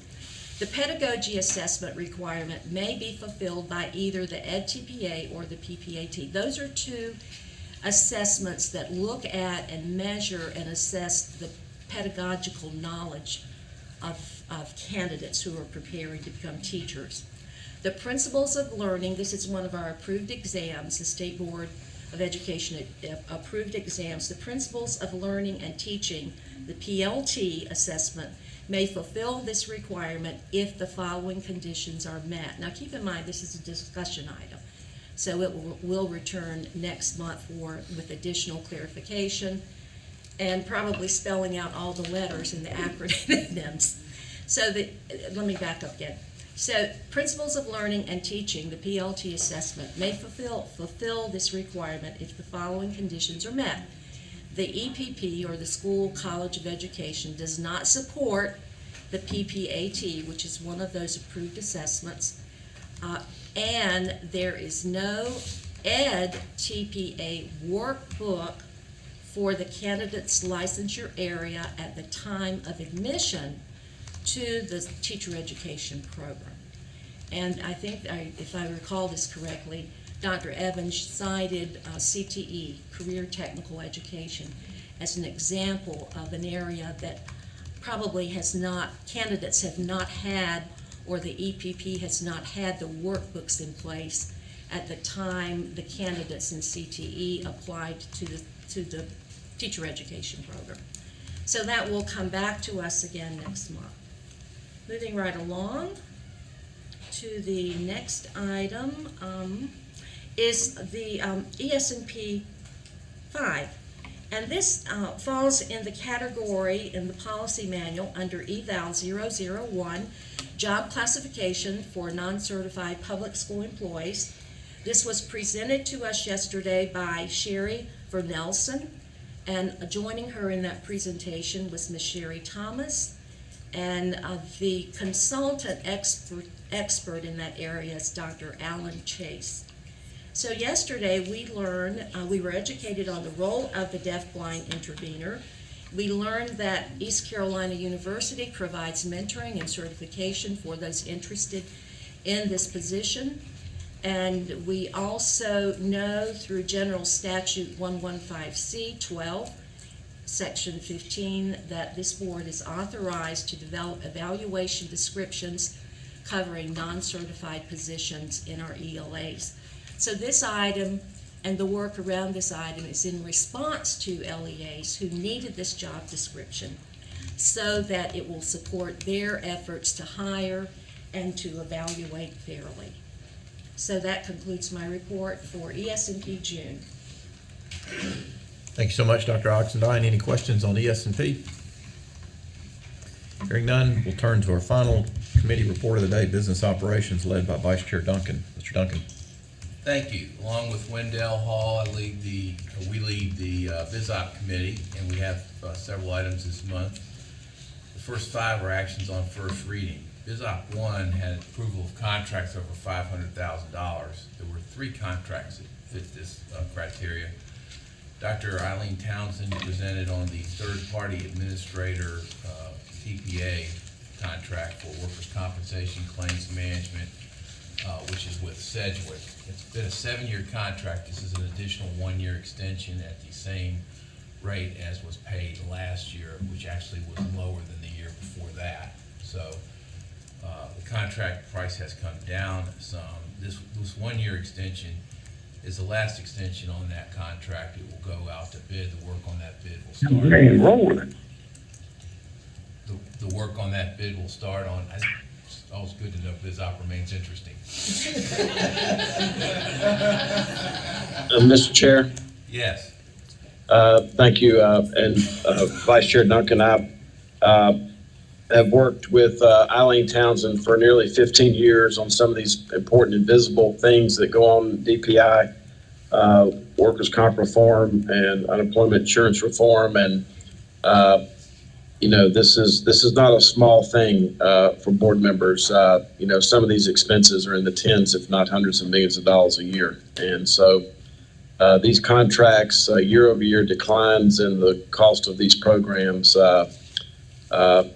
She's just an example of people who do a lot of important work behind the scenes. So thank you for giving me an opportunity to salute her for just this latest piece of work that she's done.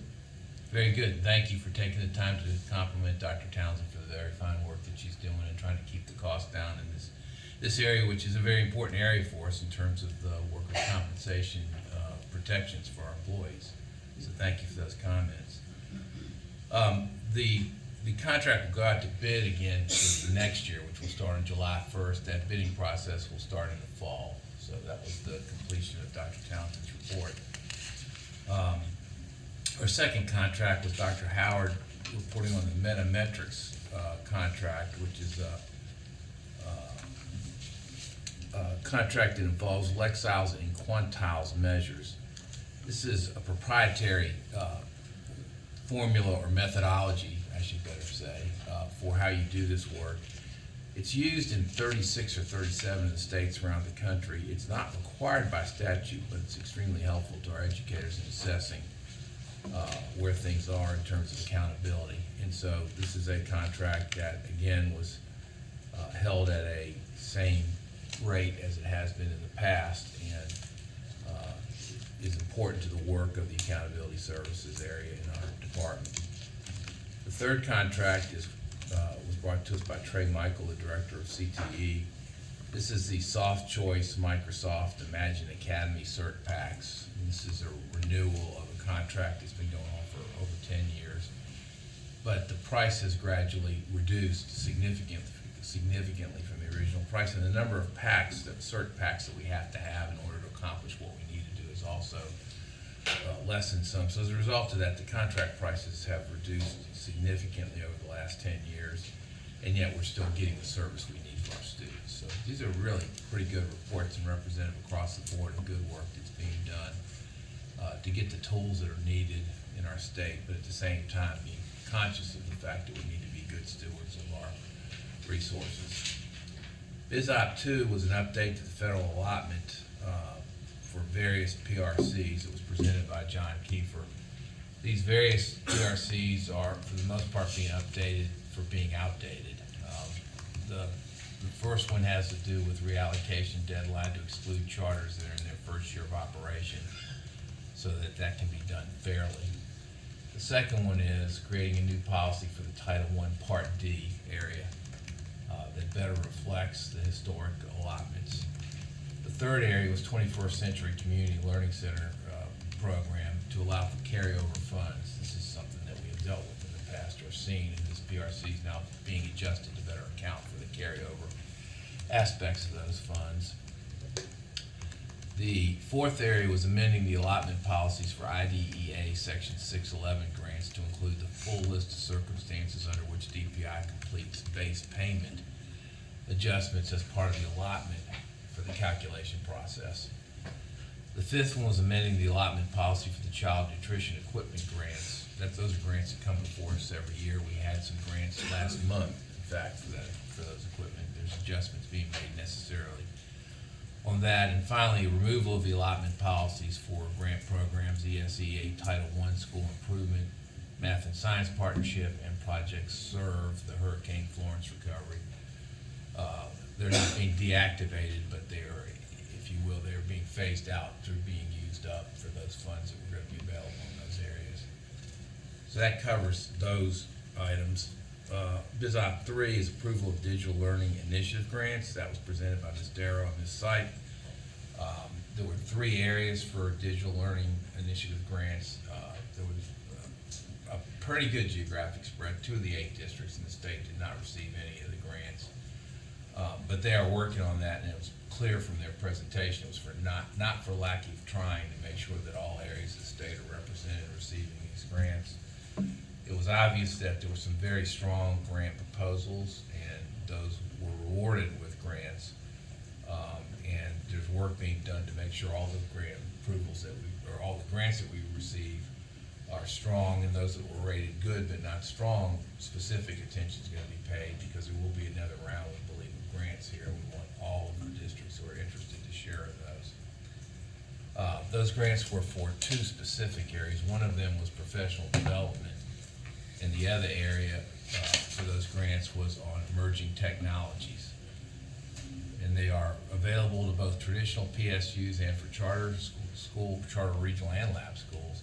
And there were grants made to both traditional PSUs and to charter schools as well. BizOp 4 was pre-approval of financial and business services policy manuals. This has become an annual event so that our staff can be ready to proceed when the actual authorization to proceed comes into place, which unlikely to fall exactly at the right time with our meeting schedule. So we are pre-authorizing them so that they're able to proceed with the appropriate policies for use and allotments. BizOp 5 is an ESSER 3 allocation. It's a grant under NC Kindergarten Preschool Pyramid Model Expansion. There were 6 applications only. All 6 were awarded a grant. The goal here and the commitment is that there will be efforts to get the word out to more districts and to work on getting more grants in for more districts, as there will be an opportunity for further work in this area for other districts to be involved. And it would be important to have that happen and have a broader spectrum, if you will, of geographical locations. Matt Hoskins presented on that, and they're excited about the work that will go on and what we can learn from this program. Those are our action on first readings. Our action item, one action item is BizOp 6. This is a policy amendment to North Carolina Public School Allotment Manual for School Transportation Policy. We've discussed this in multiple meetings. It's a difficult situation right now. It's unique. They've never had to deal with it exactly this way. So what's being done is a 90% floor will be put on what the allotments will be. But those schools that are still at or about the same pre-pandemic will be receiving the full allotment based on the traditional formula. The goal here is to try to smooth out the transition as we hopefully regain a lot of bus passengers over the course of the next couple of years in those districts that lost a large number. Not every district did lose a large number, but some did. And so we need to try to balance this out in the best way that we can. That's hand in hand with the additional report that Mr. Harrison shared with us, which has to do with the what I'll call, I think, fairly a crisis in diesel fuel availability as we've gone through the end of the school year. He shared with us that we got reports from 77 districts in the April that attempt to round up information. At that time, there was a 5.7 million verified by receipts and not for use for any other reason, but the unexpected, very, very significant increase in fuel costs. The department had a reserve of 5.1 million it was able to find and was able to distribute those to the counties on a pro rata basis. That came out to approximately 89% repayment of the excess cost. However, that's not for the entirety of the school year. There were additional surveys that are going out and receiving input in May that would suggest there's another 5 million or so in additional costs through May. And as we all know, the buses are still running. There's not yet a cap on what those numbers are. We don't have any additional reserve funds, and obviously the department dedicated whatever reserve funds were available to try to assist the districts in this crisis for many of the districts. There are efforts now being made to go to OSMB, to OSBM, and to see what additional funds can be freed up for these districts that are still sustaining these very significant losses. Some of the local districts will have real trouble meeting these kinds of funding requirements. So this is a very difficult issue for a lot of people. And it would be nice to forecast that it's going to get better when we get to the fall, but it would be difficult to forecast that right now as we continue to see these prices rise to very high levels.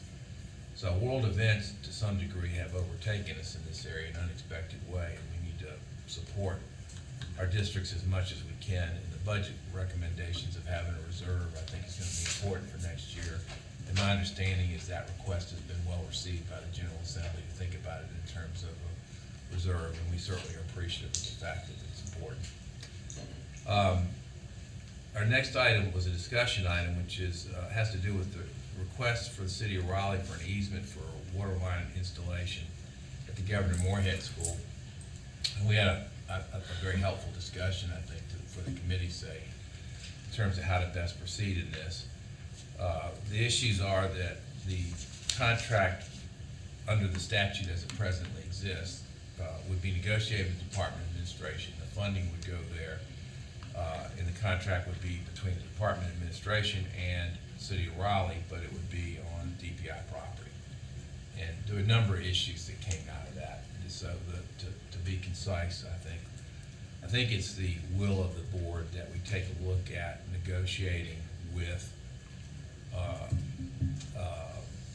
Department of Administration and with the City of Raleigh to make sure appropriate accommodations are made in any contract that gets signed, if we get to that place, to assure that safety and security requirements that are always in place for contracts and school properties are in place here in order to protect our students.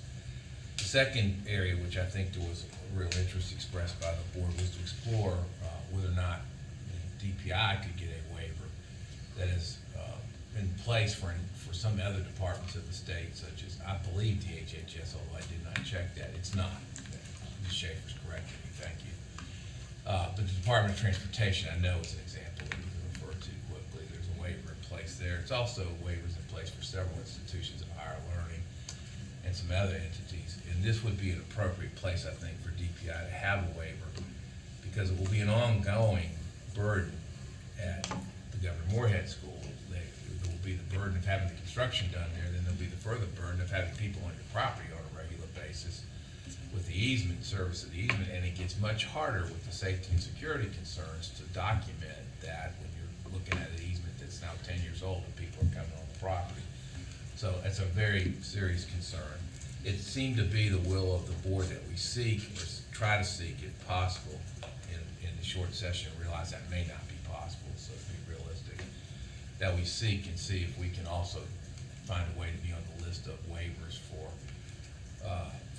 state departments in a context such as this, where the Department of Administration is just not as well equipped. They're well equipped to do their work, but they're not as well equipped to do it on a school property with the unique issues that arise as a result of that, and the needs of this school, particularly with the student population we have there. So we're going to continue to pursue that aspect of it as we continue to discuss with the City of Raleigh and the Department of Administration. And we should emphasize the City of Raleigh has made clear that they seek to be accommodating with respect to the contract. We're just not a party to it. And we want to be good partners, but we also want to be fair to the Governor Moorhead School. That's important. So that's a summary of what was a thoughtful and good discussion. Updates on contracts, there were no questions and they were published to all board members. Requested updates, we had two. Ms. Joyce Monroe presented on the lapsed salary report as we come near the end of the year. Appears for this year's a total of over $4 million in lapsed salary. Over $2 million of that. Here's what I found. Over $2 million of that has already been committed to, and we found that out too, is that more than $2 million has been committed on lapsed salary as a result of this report we now know. There's about $1.9 million left before the end of the year, and so that's something that we will be following as we go forward. And the report was helpful in understanding where lapsed salary came from this year. It doesn't always come from the same place from year to year, but it was helpful to get a good understanding of where it was this year. And that's an important component of how we can then use the funds. And Ms. Monroe also pointed out what the limitations are on use of those funds. It's not just whatever wooden fancy one might have. There are restrictions on how those funds will be used. The second requested update we received was an extremely important report, I mean, not necessarily an uplifting report, but an extremely important report about child nutrition. Lynn Harvey presented and pointed out a number of things which I'll seek to summarize in as concise a manner as possible. But there are waivers that have been extraordinarily helpful to making sure that our students continue to receive nutritional benefits throughout the course of the pandemic. There are over 100 waivers, as I understand it, and many of them are ready to run out or expire as of June 30th. And based on the action taken by Congress back in February or March, at this point, they're not scheduled to be renewed. Some of them would be extremely helpful to get renewed if they could be renewed. And so we have referred to the Government and Community Affairs Committee the prospect of perhaps contacting our federal legislative members to discuss with them some specified specific waivers as we pick them out that will make a difference in being able to serve our children. In addition to that, there's a bill proposal, or there's certainly a budget proposal made by the governor for $3.9 million that would continue with the reduced lunch supplement. Not, it's that we have free and reduced lunch, and obviously there's some students who pay full cost, some students who, because of their circumstances, are provided with a free lunch, and some have a reduced lunch cost. The purpose of that budget proposed item, which was received well in the past by the legislature as well with bipartisan support, and we hope will be again, it would be to assist those students and their families who are in the reduced category, and that would supplement the cost for those students for their nutritional needs. So that's an important state legislative initiative that will be before us. And then finally, we've got issues that should not be surprising to any of us if we go to the grocery store, which I even occasionally do. Prices have gone up pretty dramatically, and even more so with some of the bulk purchasing that's being dealt with because of the amounts that you need to get. So Dr. Harvey described for us an increase along the lines of 25 to as much as 50% for some items, and some paper goods items during the pandemic were even higher than that. And so the costs have really gone up dramatically, and hand in hand with that has been the supply chain has been hampered. So you're not getting all the things you need and not in the quantities that you need them. And so that puts you in a place of looking for substitute items on short order, which literally has some cafeteria managers going out to the local Costco to see what they can get. And that's assuming you have a local Costco. It's often the local food line or other well-respected grocery chains where you can get food that would serve students well.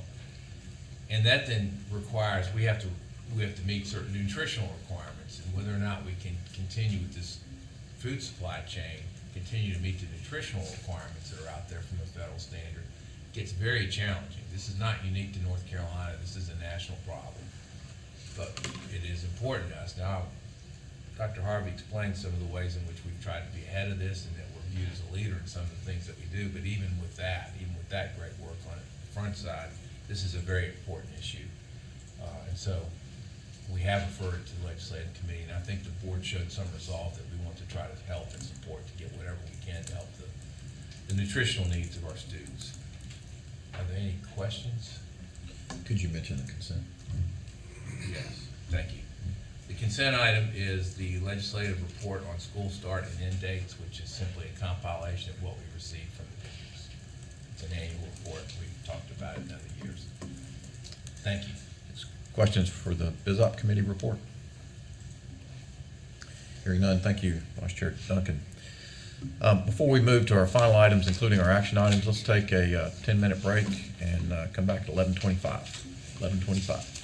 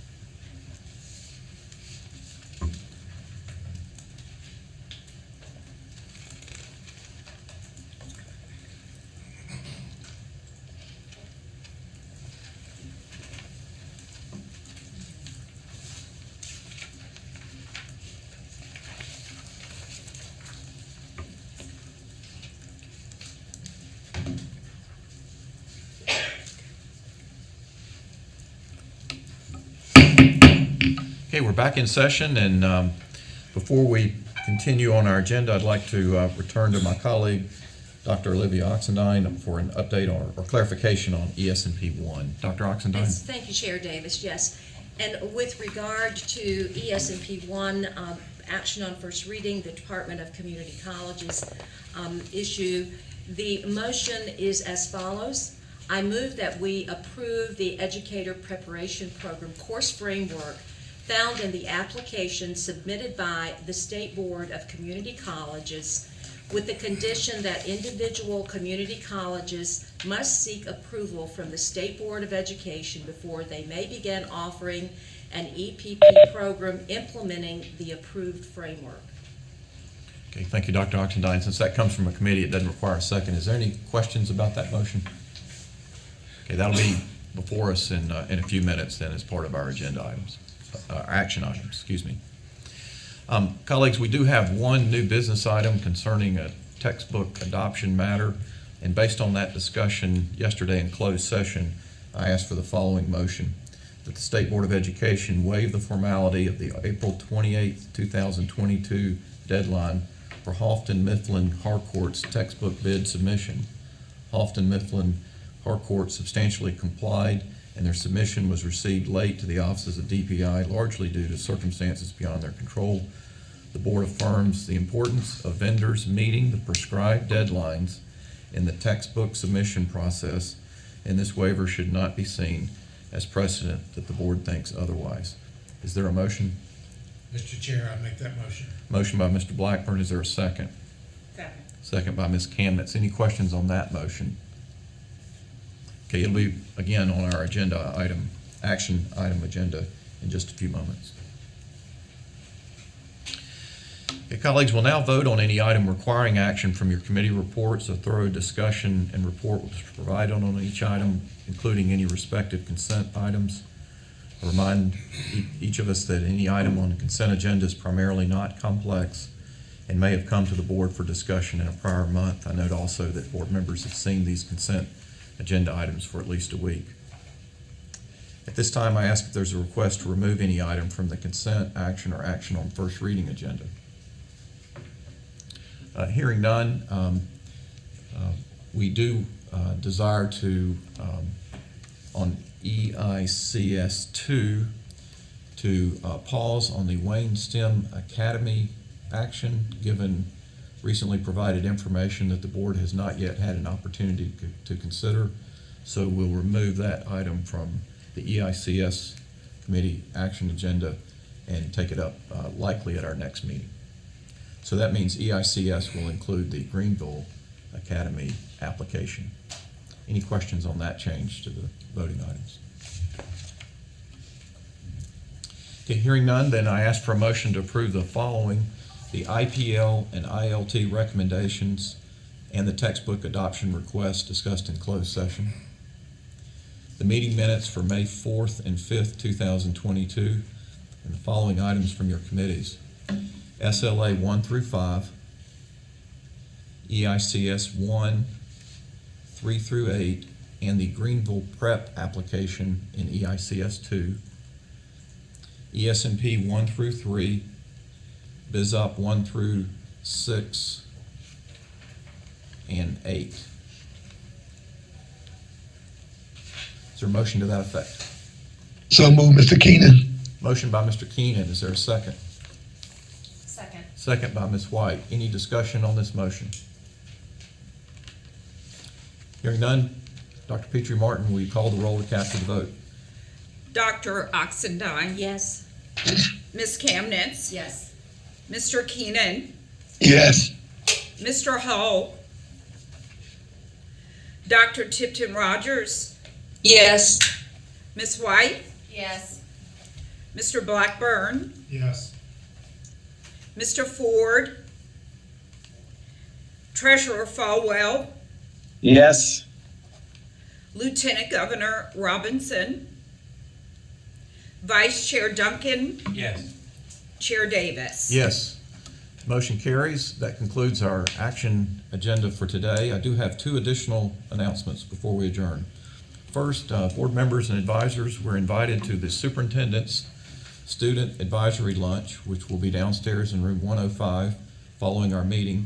We'll have the opportunity to see these students present their work over the past school year, which is about integrating student internships into the school year.